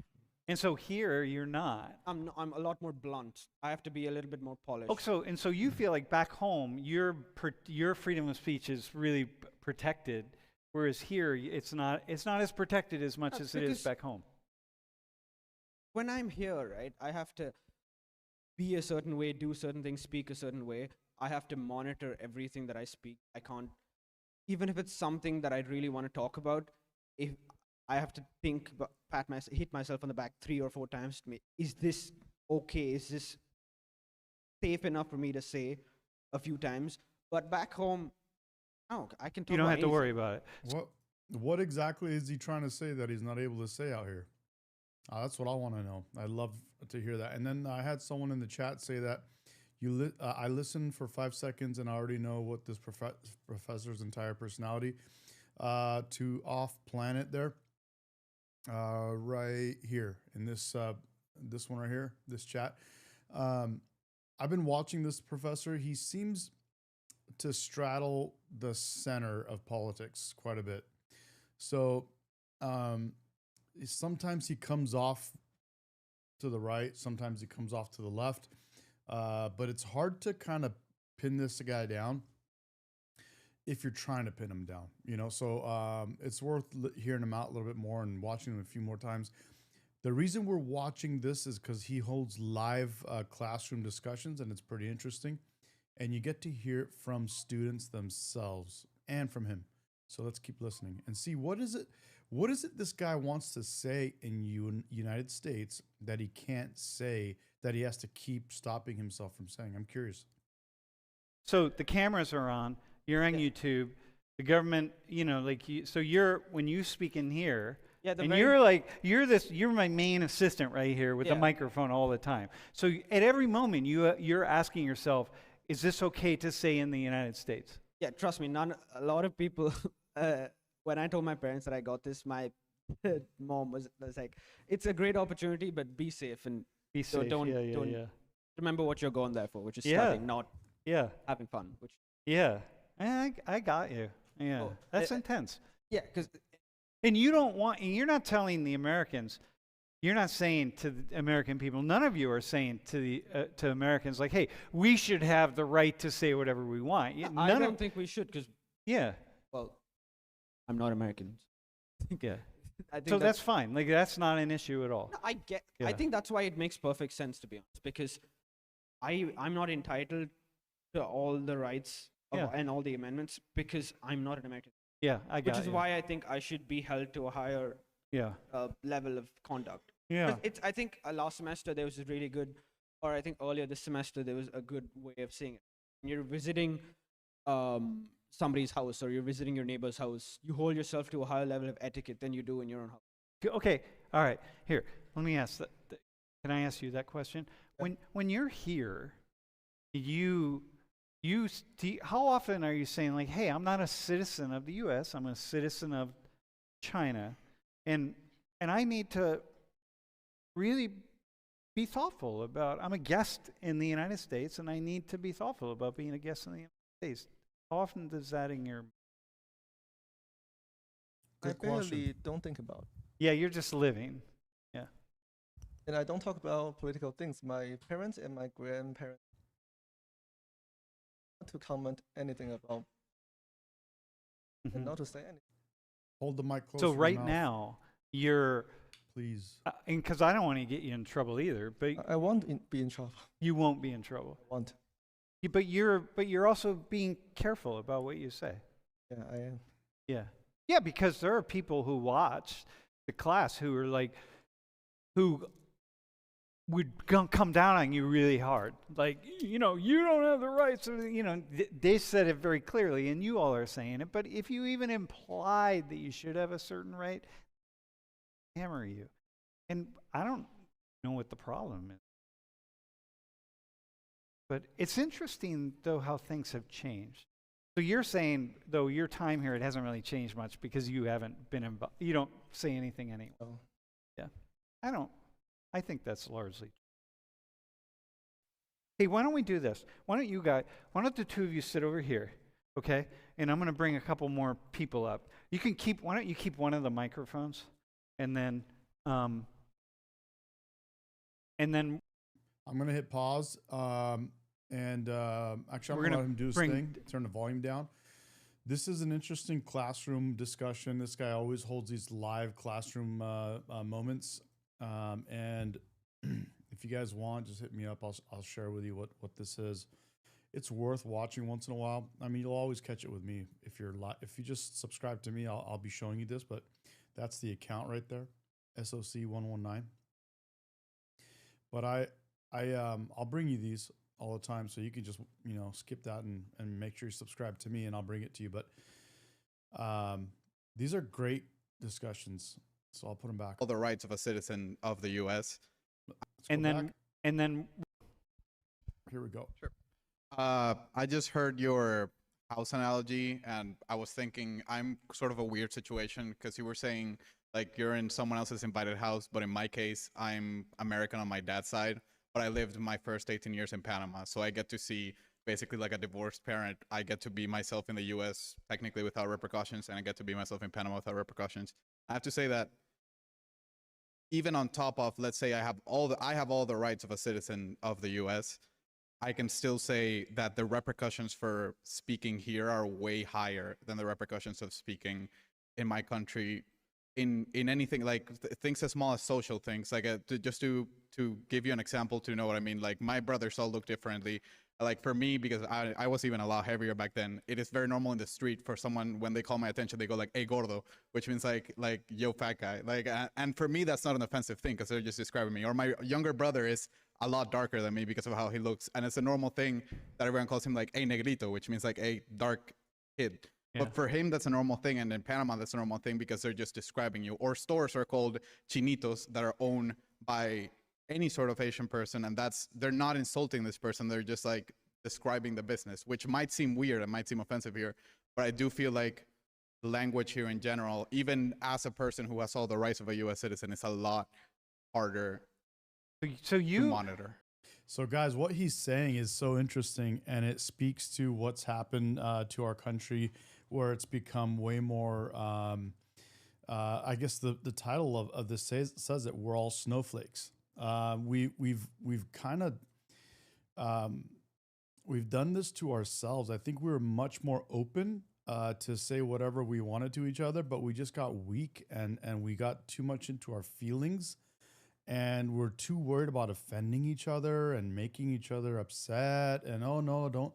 And this is one of the things that I said it before. I actually literally say this in one of my reels that got a lot of views. I said that, it all started when we stopped calling people fat, which is exactly what this guy just said. I think I want to like make a reel out of this too. I might just do that. But I think that's what happened. We started like being oh no, don't call these people fat. It's gonna hurt their feelings. And it's like, then it grew. It became like, no, now fat is beautiful and fat is great. And then it went so far as to where like now people with mental illness, it's like a great thing, or maybe it's like okay to have mental illness, and it's like almost like you're patting people on the back now for having illnesses. So, and then the way where I took my reel was, we took this so far that now we have people like, these people that shot Charlie Kirk and people that are doing horrible violence. A lot of times they have mental illnesses and we don't do anything about them. And the mental illness grows because we pat them on the back for having a mental illness. And sometimes even people don't even have a mental illness, but we like egg them on, and it develops. We help them develop a mental illness. So I think we should go back to being less like worried about speech and what people think, man. I'm telling you, like when I grew up, we were starting to like do this less, and we were still able to like, let's just call it bullying people in a good way, like. When I was growing up, you call someone fat, and it was not like perfectly okay, but it made people like look at themselves and go like, well, shoot, I'm fat, man. Geez, I should probably do something about it if I don't want to be called fat. And I think it's part of the deal. but these guys, these students are right. How is it free speech, and how are we liberal, right? I'm not a liberal. I'm not a lefty. I'm on the right side. But how are we as a country liberal in the sense of giving freedom of speech and allowing people to do what they want to do freely in our country when we can't even call each other names and say what we want to people because we're afraid of hurting each other's feelings? So you find yourself similarly monitoring yourself, with the things that you say, even without the consequences of not being a citizen. Yeah. Even though it doesn't matter, but you still get canceled. You still have all these other issues. Yeah. That's cool. Thanks, man. Okay, can you introduce yourselves? Hi, I'm Cody from Pittsburgh, PA, and I'm a second-year communications major. I'm Jenna. I'm a sophomore, and I'm from Bucks County, Pennsylvania, and I'm studying cybersecurity. So thanks for volunteering. When the two of you hear freedom of speech, where's your mind go? Where's like the first place it goes? For me, it goes to be able to express yourself through like your values and your thoughts, and be able to share that with people. Express yourself, and how, like, what things are you thinking about expressing? I mean, mainly when you talk about freedom of speech, like your values and the things that you hold home, like to the core. I just think that that's important to be able to express. For me, just immediately off the bat, I sort of think of more like extremist opinions, I guess you could say, because a lot of the times I've seen people use the excuse like, oh, I can say that because of the First Amendment. The Holocaust never happened, right? You can say that here, but like, okay, so something like that. And you,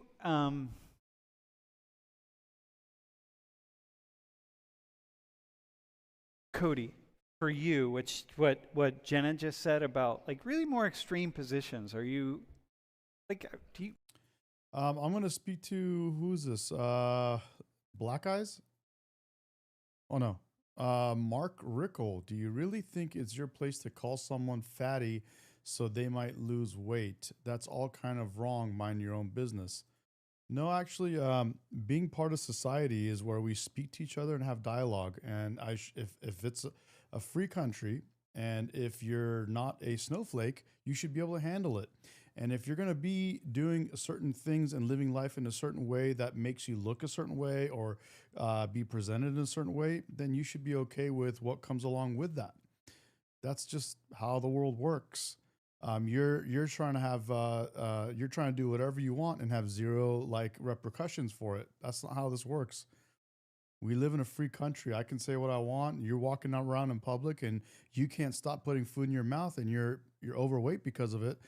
Well, then that's just part of the deal. I mean, there's a lot of repercussions. Words that come out of my mouth might be one of your repercussions. Another one is you may attract way less people, or you may attract people that you may not be attracting people that you want to attract. There's a lot of repercussions for it.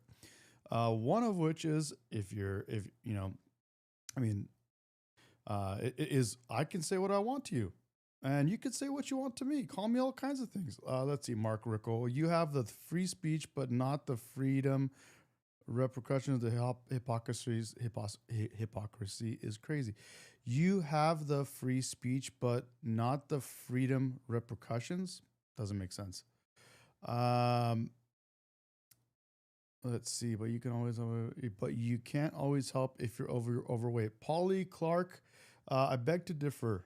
There's people that say, "Oh, it's a genetic thing. I can never get skinny." I don't buy that. Yeah, you can stop putting food in your mouth, and you can start moving around, and you could do different things. Lifestyle is a thing.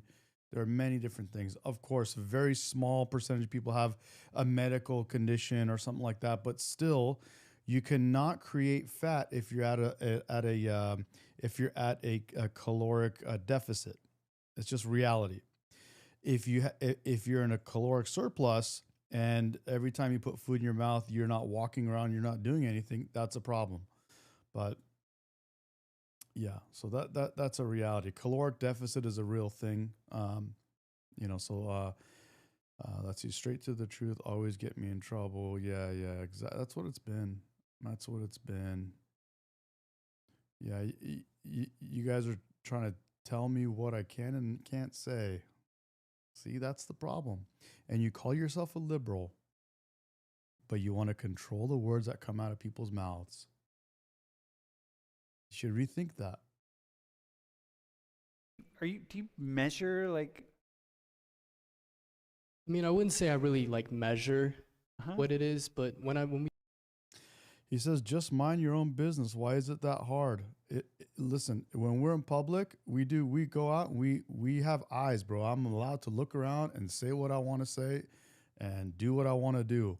It's not about minding my own business. You don't want to be called fat and you want to make yourself fat and you want to do whatever it is and you don't want to hear people's opinions and stuff, then you're going to have to lock yourself out in your house, because that's just not how it works. You want to come out and tell people what you want to come out and control everyone around you. That's backwards, bro. Don't come out here trying to control us. Control yourself. You're out of your mind. we talk about like people with controversial thoughts and more extremist thoughts, my mind goes to the fact that, you know, like even though you're protected under freedom of speech, your consequences aren't protected. So people that have, like, to give you a timely example, like the people that have been fired over the Charlie Kirk, you know, mocking his death or saying things about his death. And I mean, I've seen a couple of videos of the people who got fired, and their first response is usually, I didn't know, or I didn't mean to say it, or I thought I was protected under free speech. But in my mind, it's while yes, you are protected under free speech, you still have consequences for your actions. And you know, sometimes you just need to think, okay, before I send a tweet, before I post something, you know, is this insensitive to some people? Can this be insensitive? So how often? So Gaga here, kind of what she was implying was, yeah, but some of those consequences, like they're shifting all the time. Right? How often are you thinking about the shifting sort of consequences of being of free speech? You know, I think like the biggest would be like the cancel culture, where like that movement was kind of like, in my opinion, I think it's dying down a little bit. I haven't seen it as much as like when COVID first happened, but just the fact that people were speaking their mind, and some of them were getting like kind of just canceled for like dumb reasons, just because they, you know, they made someone mad. Because they were saying something that was kind of stupid. They didn't need to say anyway. Yeah. Jenna, did anything come Yeah, up I for can respond. So I agree specifically with the mention of like cancel culture. And what I thought was kind of interesting to think about is most of the time, like the person being canceled, perhaps they would say something bad or something hateful, but more often than not, the people that were attacking that person were spreading more hate and continuing to further that violent speech, right? That hate speech that they are against. So for you, when you hear people, so your generation, right? Wait, how are you 19, 20, 19? 19? Okay, so you're two 19-year-olds, all right? When you hear people say, or you read or observe people, mostly you don't see it anywhere in real life because people aren't. Has anybody ever walked across campus and found someone saying really outlandish things anywhere on campus? It's like Gary the Willard preach, like. Yeah, you know those people in the hub with like the big like stakes and stuff. That, okay. Oh. Those folks. Yeah, they're pretty. Well, you know, they're trying to get your attention, right? But otherwise, how often do the two of you find yourself managing whether to say something that could go up against the free speech, the wall, right? And therefore you might get canceled. Like, how often do you find yourself doing that? I mean, I think it's more because I'm not someone who like posts a lot on social media. But I think it's more of like just people on like Twitter or X that kind of like post things. But I think that in their mind, it's, you know, like no one's gonna see this tweet. You know, like, but like most of the time, they just like the tweets just blow up. Like so many people see it, and so many people have opinions on it, and it just keeps right? And therefore you might get canceled. Like, how often do you find yourself doing that? I mean, I think it's more because I'm not someone who like posts a lot on social media. But I think it's more of like just people on like Twitter or X that kind of like post things. But I think that in their mind, it's, you know, like no one's gonna see this tweet. You know, like, but like most of the time they just like the tweets just blow up. Like so many people see it, and so many people have opinions on it, and it just keeps growing and keep growing and keep going. But for me, it's always just been like, just, you know, like think before you act. Like sometimes if you're mad or something and you have that like rush of adrenaline where you just want to say whatever, sometimes I just pull myself back and just, you know, it's not worth it. So when did the two of you, Jenna, I want to start with you. When and where did you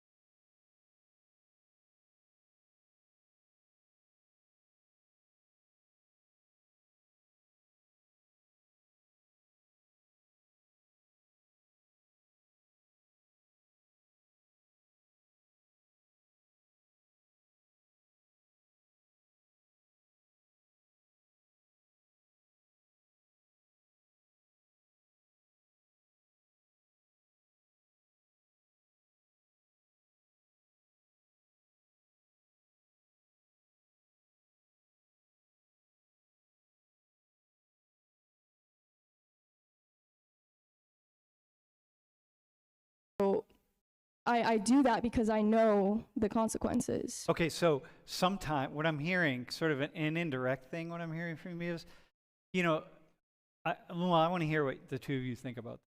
Sometimes canceling people for saying really stupid things, not really a bad thing. Like, stop saying stupid stuff. Would you both agree with that?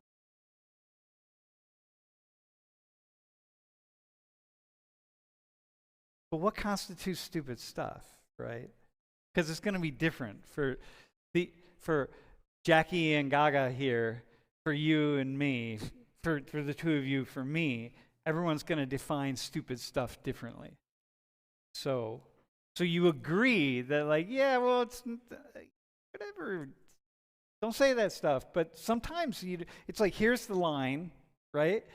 Sometimes, you don't even know you've walked over the line, because it's like international students saying colored people instead of people of color, and then they get yelled at. I've had a number of conversations with students of color who get yelled at by African American students going like, colored people is a racist term, and they're like, what the fuck? I don't know, you know. It's like I speak Arabic. English is my third language or my fourth language. Like, give me a break. And then you're coming at me like it's a racist term, and so, you know, it's like, oh God. So, you know, you can get canceled by saying something racist. So how do you manage that? Like, how do you make sense? This is your whole lives. You got to make sense. Some people get canceled, others don't. I don't. I mean, you can't really manage it like on a mass level. Like, it's my opinion. No, just for yourself. Yeah, but like everybody's so different. Yeah. Like everybody has different views. Everybody has different things that make them mad or makes them happy. So you can't really like. It just has to be like a case-by-case basis. Mm-hmm. Like if I'm just, you know, scrolling through Twitter and I just see a tweet and someone like, I don't know, says something like, not like the worst thing ever, you know, you just kind of read it and you just, you know, you kind of see like the different people respond to it. And then you're just, like for me, I just carry on with my day. Just move on. Yeah. Yeah, that's your recommendation. Personally, I would say it's important to just follow your own path, your own values, and how you feel. And that's what the First Amendment is for as well. And if you feel something is wrong, then you have a right to say something about it. And I think that also we can all learn from other people's opinions, whether they're the same or different. You can take that opposite opinion to manipulate, or not manipulate, but, you know, shape your own. So listen, so by and large, the two of you are just randomly chosen to be up here, okay? So, you know, people might have the idea that, oh, I specifically we chose you all because you think about this a lot, and you're random. You just happened to say it the other day, so here you are, but otherwise. How different are you in the things that you're saying? How different are you from the your friends and others, do you think? I mean, I wouldn't say that I'm different, like compared to like everybody else in here, because I'm sure there are. Well, hang on, we all think we're different. Well, yeah, but I'm sure there's people in here that probably think similar to me, where Yeah. they just kind of move on with their day, and then you have maybe some people that will take the extra second and kind of like that doesn't sound right to me. Let me respond, and then you may have some people that would inform the other people. Yeah. Okay. So that's. Yeah. Yeah, I agree. I mean, for me personally, I would say my group of friends, like, some people agree with me, some don't, but that doesn't really matter at the end of the day, because we all still get along and are able to, you know, be friends, even if we have different opinions, you know, like politically or socially or whatever. But it is really tough for for this generation, y'all, to have to manage this stuff. Like, I don't know how you know, this everything you put on the internet is there forever. Like, I mean, you know, like, it's there. It's like, oh my God, mostly it gets lost. The vast majority of things, like the videos in this class, you know, they're there for a week and then they're gone. And we know, we look at them and we see, like, when's the last time this video was seen, or that one? And it's just like, after a few weeks, it's just gone forever. And it doesn't. But, you know, it's there. You were going to say something. Okay, so. Wait, what's your name? My name is Zaya. I'm a criminology major. I'm a freshman. I think the First Amendment has a double standard for sure. And especially when it comes to, like, racism. Like, with the Charlie Kirk thing, like, people are getting, you know, arrested or they're getting fired from their jobs. But, like, you know, if a white person says an N-word, people are just like, oh, that's bad, we're going to cancel you, but then you can bounce back, you can come back. And there was a case of this white woman. What? She called this, like, 9-year-old boy the N-word. She gets fired from her job, and then a bunch of people raise, like, $100,000 for her. Like, I feel like, okay, people are like, oh, anybody can say the N-word, and me as a black person, and I know that's, like, in, like, the black community, like, everybody thinks differently, but, like, me, personally, people shouldn't just be saying the N-word like that, especially if you're not black. They're like, okay, we're oppressed too, we can say what we want. Like, it's not violated under the First Amendment, but these certain words hurt communities. And even if, like, you're not saying the N-word in a racist way, I personally take, like, if you're saying the N-word in a more casual way, I take it more offensively than if you're like saying it in a more derogatory way towards me. Like, if you're using it racistly, I'm gonna laugh at you because you sound stupid and dumb. But if you're just like, oh, what's up, oh, okay, no, you can't do that. So for you, some of the... You can't do... Oh, man, I just missed it. Like, everybody thinks differently. Attainment. We can say what we want. Like, it's not violated under the First Amendment, but these certain words hurt communities. And even if, like, you're not saying the N-word in a racist way, I personally take, like, if you're saying the N-word in a more casual way, I take it more offensively than if you're like saying it in a more derogatory way towards me. Like, if you're using it racistly, I'm gonna laugh at you because you sound stupid and dumb. But if you're just like, oh, what's up, oh, okay, no, you can't do that. So for you, some of the free speech, the containment on free speech, really, because that's what we're talking about here. What? Because it's pretty widely known. Like, hey, there's certain words, certain things you don't say, right? People say them anyway because for whatever reason, but most people don't. Most people don't. It's just like on airplanes, people that have air rage. I wish he would kind of, like, you know, give his opinion a little more. That's pretty wild. she was saying you can say it one way, but you can't say it the other way. And it's the opposite of what everyone would think would be the okay way to say it, and the way that you wouldn't say it. Which either way, in a free country, we could say whatever we want. Of course, you can choose. She can choose to not like it and not be our friends or whatever. But that's kind of wild, you guys. Wow. And then for her to say that white people are more, the way she said that was like white people or non-black people are free to say whatever they want more than black people. And I think that's backwards. It's the exact opposite, even given the exact example she just gave.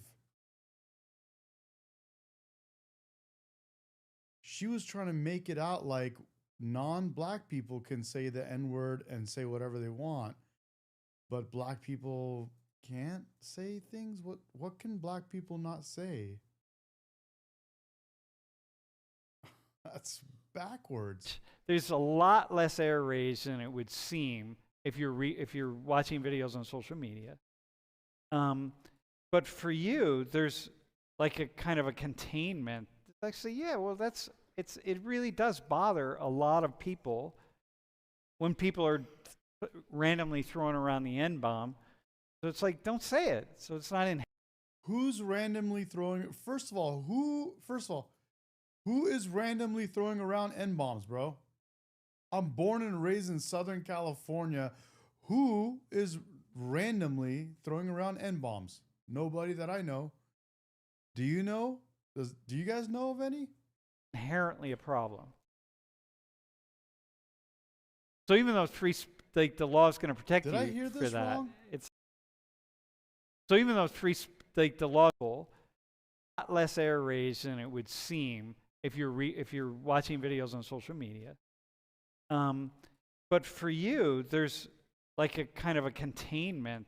Actually, yeah, well, it really does bother a lot of people when people are randomly throwing around the N-bomb. So it's like, don't say it. So it's not inherently a problem. So even though the law is going to protect you for that, it's like, it still is. It's like, don't do it. It's bad. And so you would say, so Cody, you started talking about values, and kind of one value, probably I would guess that you have, is that you don't want to impinge on somebody else's sense of self and comfort in who they are. So like you wouldn't. Absolutely not. Think that. So you're not going to push something. I can say the N-word because I can, and I should be able to. You're not going to do that because it's like it doesn't go with your values. No. Yeah. Absolutely not. Yeah, I got that.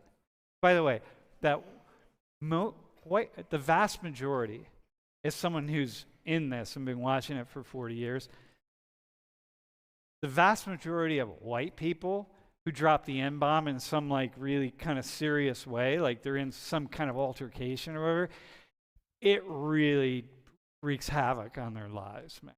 That one particular woman, she became a cause célèbre in some kind of deeply conserved, some community, I don't know what, and they did a GoFundMe for her and raised a bunch of money.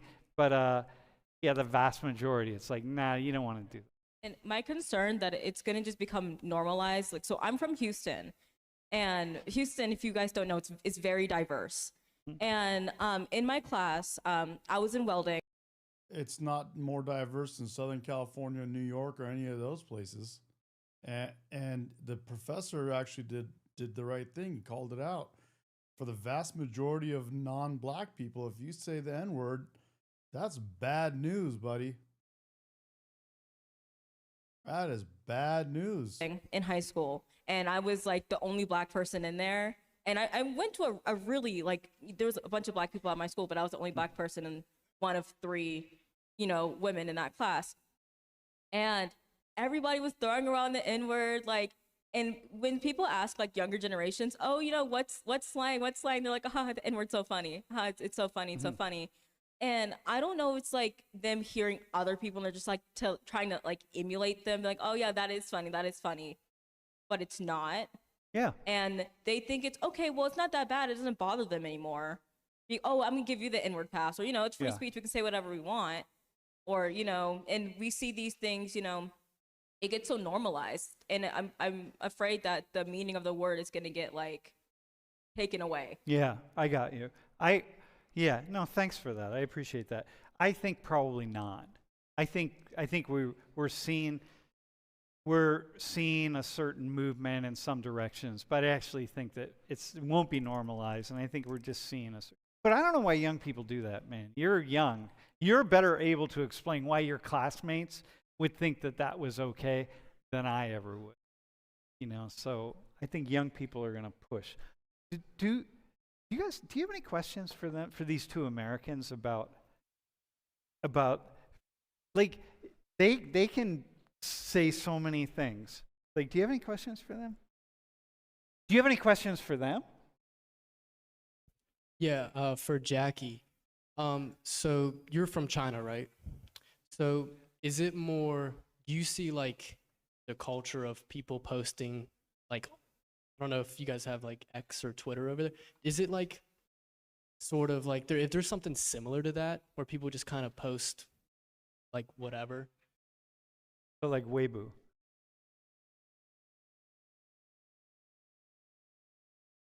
Are you asking whether people are posting different stuff in China and in America? Yeah. Yeah, how much are people posting stuff that goes off the rails in China? Many Chinese people are browsing Twitter and Reddit. They are using a VPN to stuff outside of. So you have to get a VPN, and then you can see a lot of stuff. But in Chinese social media, like Weibo, you're not posting crazy stuff. People just post on news like Charlie Kirk got shot or something, but there's no comment. We just say Charlie Kirk got shot. Just see that. We don't see other comments. Guy, he's a bad guy. We don't. Hold the mic really close. So in China, you all aren't. People are aware all the time that somebody's scrolling through their social media. Whatever they do on their phones, somebody's watching. People are aware of that? Many of my high school classmates are aware of that, but some people don't know that. And some people know that and they think the government is good. It's good to be watched, to be monitored. Some people think like that. Yeah, so it's good to be watched, and so therefore, it really it keeps people from saying a lot of really outlandish things. And some people think it's not a good thing to be watched, but it's not a bad thing, and it's acceptable. Yeah, it's not a good thing, but it's acceptable. That's how my father thinks of the monitoring. Yeah. So you get every time my father talks with me about political stuff, he always say, "Put your phone away, out of this room." Yeah. Well, so so you get that, right? So people, you got these major data centers where people are scrolling through everything that's coming across the web in China, right? Major centers, okay? So people are watching. And so I have a question for the two of you. If the government was really watching us in the way that they're watching in other places, right? Some other places, right? Because, Days is saying, like, yeah, in India, we have a lot of places that have freedom of speech all over the world. It's fine in practical terms. How much would your lives change? Guys, I want to go to this. I don't know if this is still moving your agents to do ICE work, so you are leaving. I'm not sure if this is a Charlie Kirk briefing on the assassination. Being a lot of bases uncovered, and I'm not going to be argumentative with you, Director Patel. I'm just saying, if that thin blue line does not hold, people on Main Street will pay the price. I agree with you, sir. And I just look forward to working with you, because I am very concerned that these kinds of budget cuts are short-sighted, especially when my local sheriff calls me and says, We need more support, and we're looking at budget cuts. I'll work with you, sir. Thank you, Mr. Chair. I yield time. Mr. Chairman, I have another unanimous consent request. The gentleman yields back. The gentleman from New York is recognized for unanimous consent. I seek to introduce a December 2024 OIG report from the Department of Justice, which confirms the conclusion of the Bill Barr Justice Department that the so-called whistleblower, a disgruntled former employee of the Intelligence Committee, was not a credible witness, and there were no further actions taken. Without objection. Mr. Chair, I'd like to submit some items for the record. You bet. Gentleman from California. First one, Trump's deportation diverts FBI agents off child predator cases. Second one, FBI director backtracks on administration's proposed budget cuts. And number three, Trump administration says 70% of ICE detainees do not have criminal convictions. Without objection. Gentleman from Texas is recognized. Thank you. Director, earlier this year, the committee learned of new documents tied to the Crossfire Hurricane investigation and the Russia collusion hoax against President Trump. Your efforts in declassifying key documents tied to this investigation. If you really were being observed, carefully observed, and you can't say, there are all these things you really can't say and you shouldn't say, and how much would your lives change? I mean, probably a lot. How so?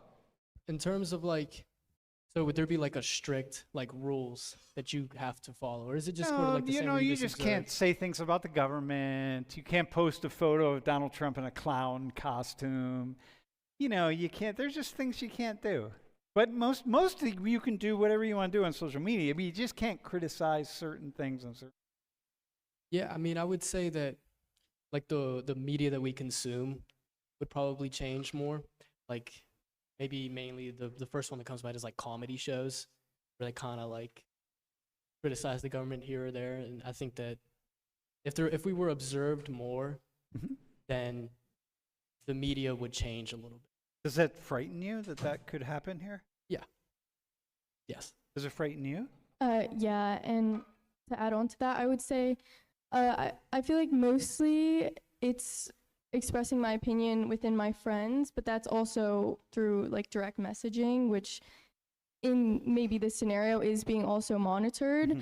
So to not have that ability to share my opinion with my friends and have their opinion be shared with me, I feel like I would be less intelligent or less able to have my own individual opinion, because I wouldn't have anyone able to say, hey, this is wrong, or hey, this is right. So for you guys, the phone is really important for you as a place to express yourselves and put different ideas out there. Yeah. Dej. Someone have a question?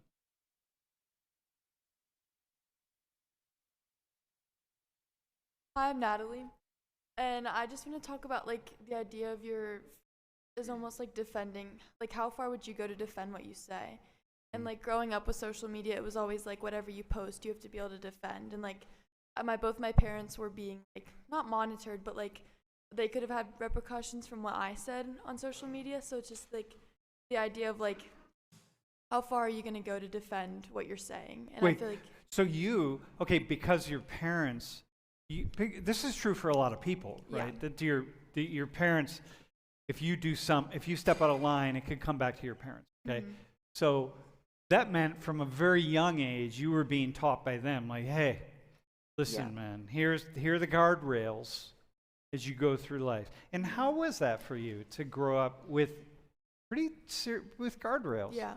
Honestly, I feel like it was kind of a good thing. I was able to learn really the effects of what you say for others. I mean, I was able to see it from not just my own perspective, but from their perspective, and how words can hurt people in ways that you might not even especially when you're 13 years old, you're not thinking about the way your words could impact other people.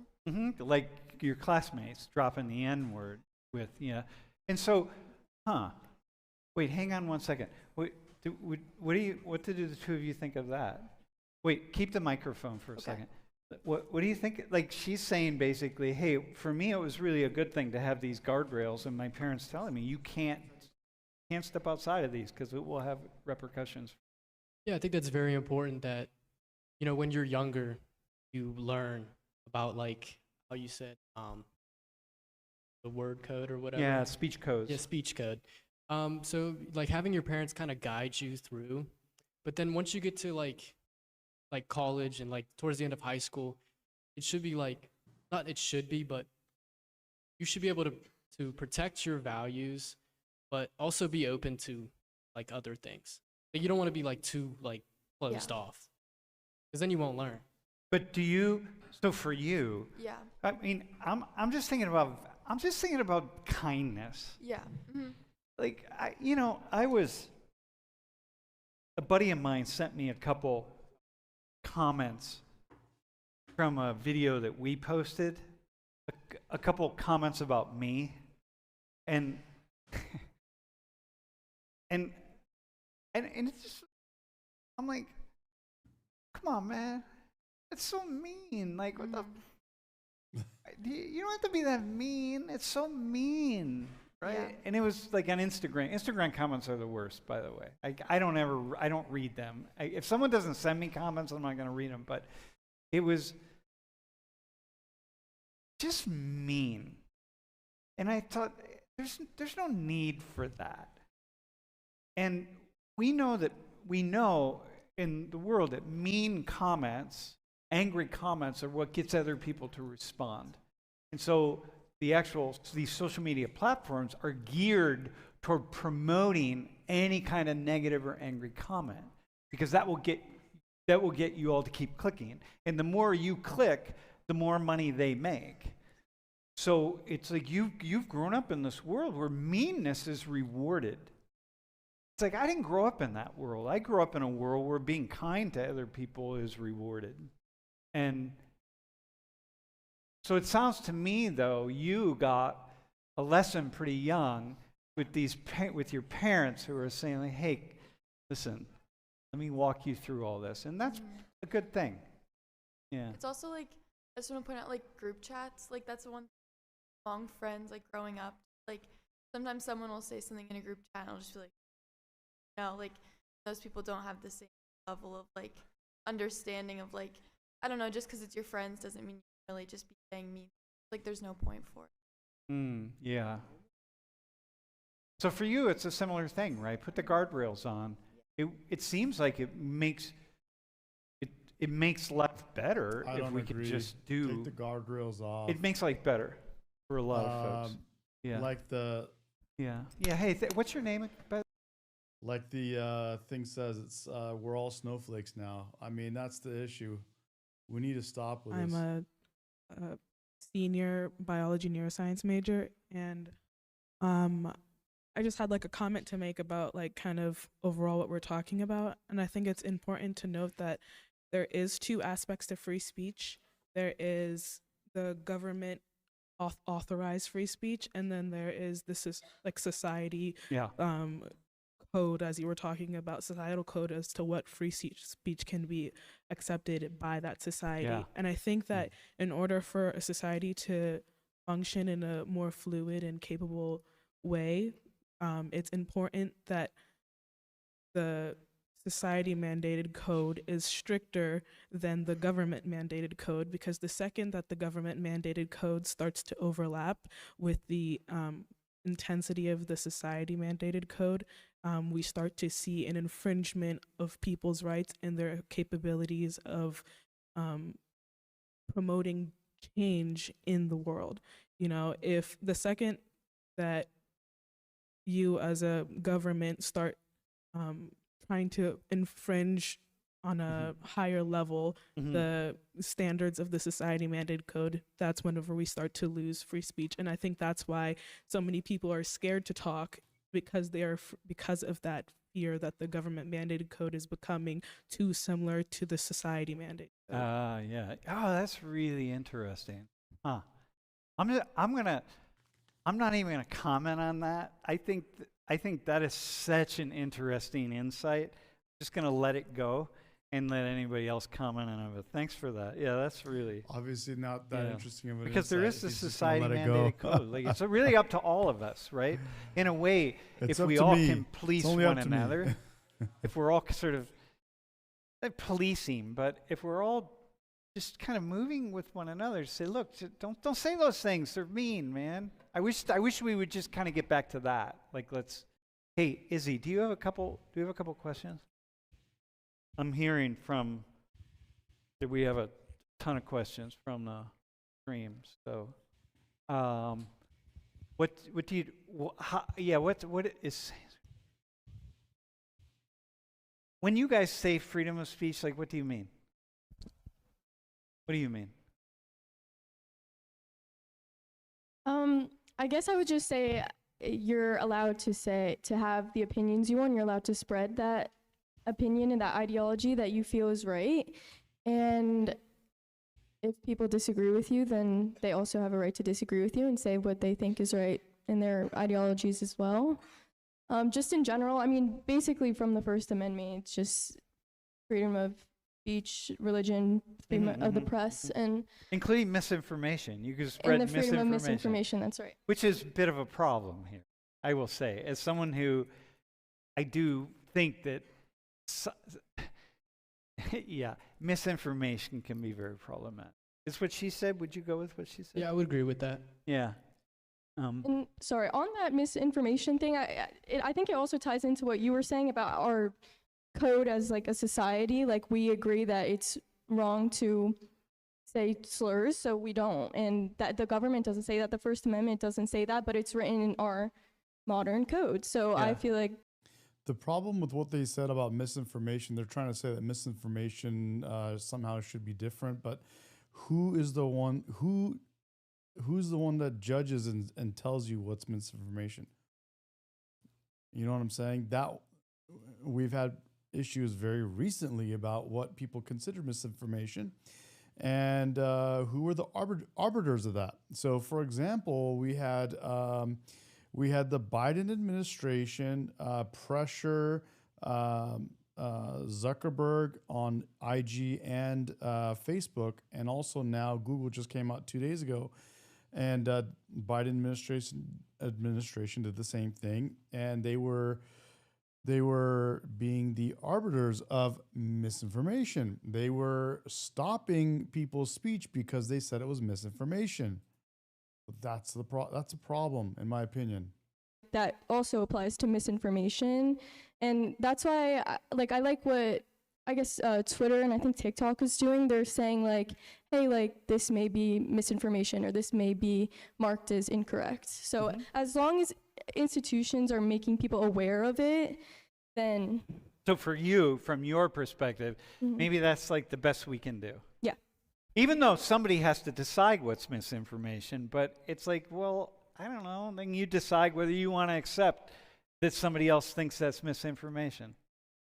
Yeah, okay. Do you have another one? Izzy? Jackie says, why don't most people talk about how free speech isn't absolute?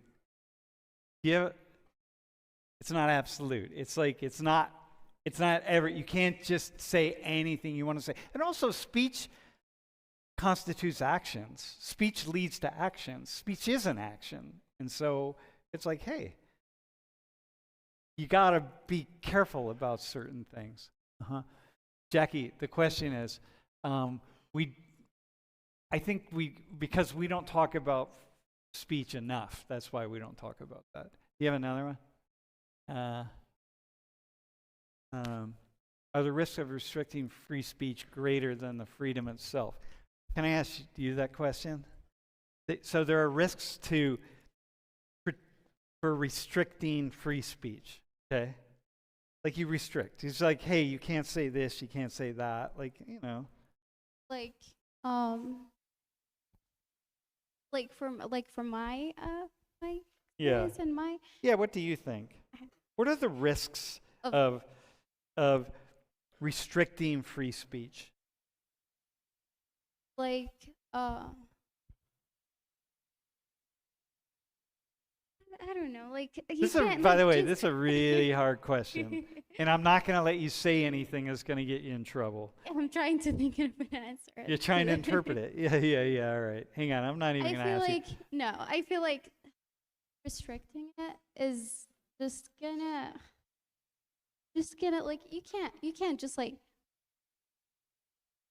you just like can't not say anything. Like whenever you like see something that it's really bad, and you cannot not say anything. Like you just like deep down in your heart, you know, like you have to say something. But like sometimes, like for my situation, I can't. Yeah, you just don't. Yeah. just like. Hey, no, I have the same thing in here. I mean, I'm quite aware right now that there's a line. I don't know if you do you guys feel like I'm walking on this line here very carefully in this classroom as I'm watching things, you know, and I'm like, yeah, I don't want to go over here. I don't want to go too far over here. Do you feel like I do that or not? Sometimes, maybe. I mean... No, maybe you won't feel it. I don't know. I'm just curious. Do you ever get the sense that I'm doing that? Yeah, I would say sometimes. Could I just quickly give an answer to this question as well and add on to it? Yeah. So I would say yes, in a way, because with freedom of speech, we got our transformational leaders of, you know, the world. We have the, you know, the Gandhis, the Malalas, all the great leaders, the Martin Luther King Jr., like everyone has gone, and most of the time they're using their freedom of speech, and most of the time it's against the government, and they're using that to fight for their cause, fight for what they think is right. So if we restrict that, we wouldn't have had those leaders. We wouldn't have those people that shaped our society today. Okay. Yeah. Forgot Donald Trump, by the way. Okay, is there one more? Yeah, I forgot Donald Trump. And then we'll go. Julie says, what's the difference when the speech is happening on social media or in person? I mean, I feel like kind of leave like a digital footprint on social media. Yeah. It's just, it's there. You know, whereas you say it in person, sometimes it might, you know, shoot over people's head or they might forget about it. But when you say it, if it's not recorded. Yeah, if it's not recorded. And also if you're in person, then you can guide people to the way that you interpret it. Yeah, whereas social media, they have to interpret it their own way. Yeah, for sure. No, that's what happens all the time. People just interpret some way that they want. Hey, listen. All right. Can we have a round of applause for you guys? Thanks, man. It's cool. I really appreciate it. Thanks for the questions. I want to say, before we do the attendance, I want to just say something really fast. Nice job, all of you, by the way. Good job. Yeah. Be done. Nice job. Then we almost put in a Democrat-supported U.S. attorney in Virginia with a really bad Republican past, a woke rhino who was never going to do his job. That's why two of the worst Dem senators pushed him so hard. Holy cow, let's take a look. Before I call it quits on this session that we're in right now. This is a long session. We've been at it for a while.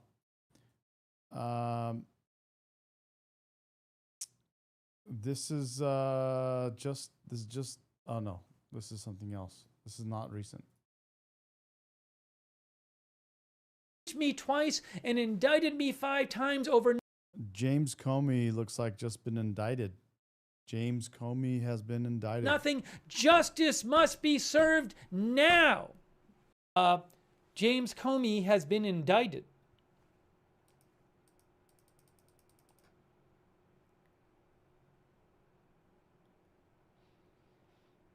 James Comey indicted, guys. I'm sure we'll get a post from President Trump soon.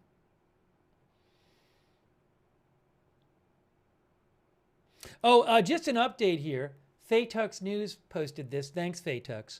I hadn't seen this. 9 minutes ago, the police in North Jutland, Denmark, said that the airspace over Aalborg Airport was reopened after being shut down due to suspicion of drone activity. I don't know if they ever confirmed there was a drone above Aalborg Airport in the last hour or so, but the Aalborg Airport airspace in Denmark has been reopened. Just wanted to let you know that. In Virginia, we see reporters coming out. Oh, we have a new statement from Kash Patel. Kash Patel has posted. New statement from Kash Patel, the FBI director. Here is the statement from Kash Patel, I'm showing it to you right now. I have to get it on the screen for you. Breaking news, post about James Comey indictment from Kash Patel. Today, your FBI took another step in its promise of full accountability. For far too long, previous corrupt leadership and their enablers weaponized federal law enforcement, damaging once proud institutions and severely eroding public trust. Every day we continue the fight to earn that trust back, and under my leadership, this FBI will confront the problem head on. Nowhere was this politicization of law enforcement more blatant than during the Russiagate hoax, a disgraceful chapter in history we continue to investigate and expose. Everyone, especially those in positions of power, will be held to account no matter their perch. No one is above the law. Now, he didn't specifically say Comey, but I think it's pretty obvious this means Comey. Investigation. And say, I don't think that in March of 2019, I don't yielded no evidence of criminal conspiracy or coordination between the Trump campaign and Russian officials during the 2016 presidential Guys, James election. Comey just been indicted. Shortly after, John Durham was appointed as special counsel to investigate the origins of the Crossfire Hurricane investigation. Durham found that the FBI failed to act on a clear warning sign that the Bureau was the target of a Clinton-led effort to manipulate or influence the law enforcement process for political purposes ahead of the 2016 presidential election. Indeed, had the FBI opened the Crossfire Hurricane investigation as an assessment and in turn gathered and analyzed data in concert with the information from the Clinton plan intelligence, it is likely that the information received would have been examined at a minimum with a more critical eye, the report continued to say. Durham, in his report, said the FBI failed to act on what should have been when combined with other facts, a clear warning sign that the FBI might then be the target of an effort to manipulate or influence the law enforcement process for political purposes during the 2016 presidential election. All right, we are also getting an update and posting on X from the FBI Director Kash Patel saying today, your FBI took another step in its promise of full accountability for another breaking story. A truck smashed into a building and there's shots fired.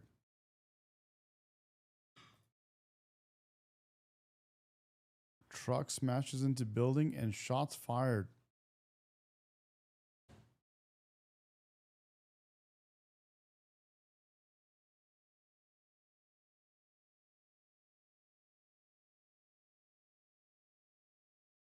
So Comey, guys, Comey has been indicted, and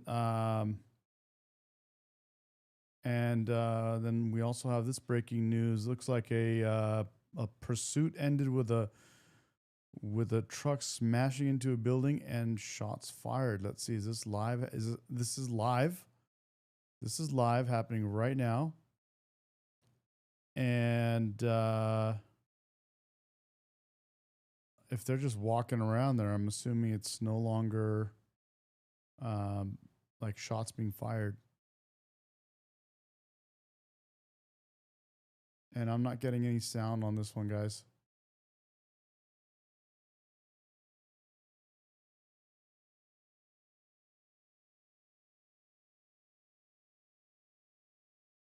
I'm not getting any sound on this one here.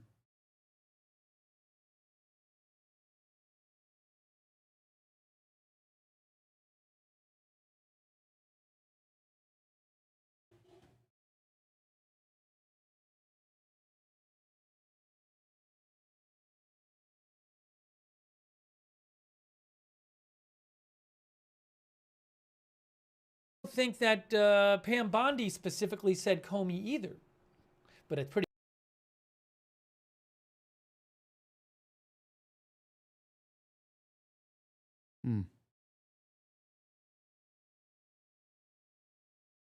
Okay, guys, that was a good stream. If something else breaks and goes down, I'm gonna let you guys know. I'll be right back on. So, thanks for jumping on. We had a good time. That was a long one, long one. 100,000 of you guys came on. Wow. 80 something thousand. Wow. Big one. Good one, guys. Thank you so much. I will see you guys in the next live.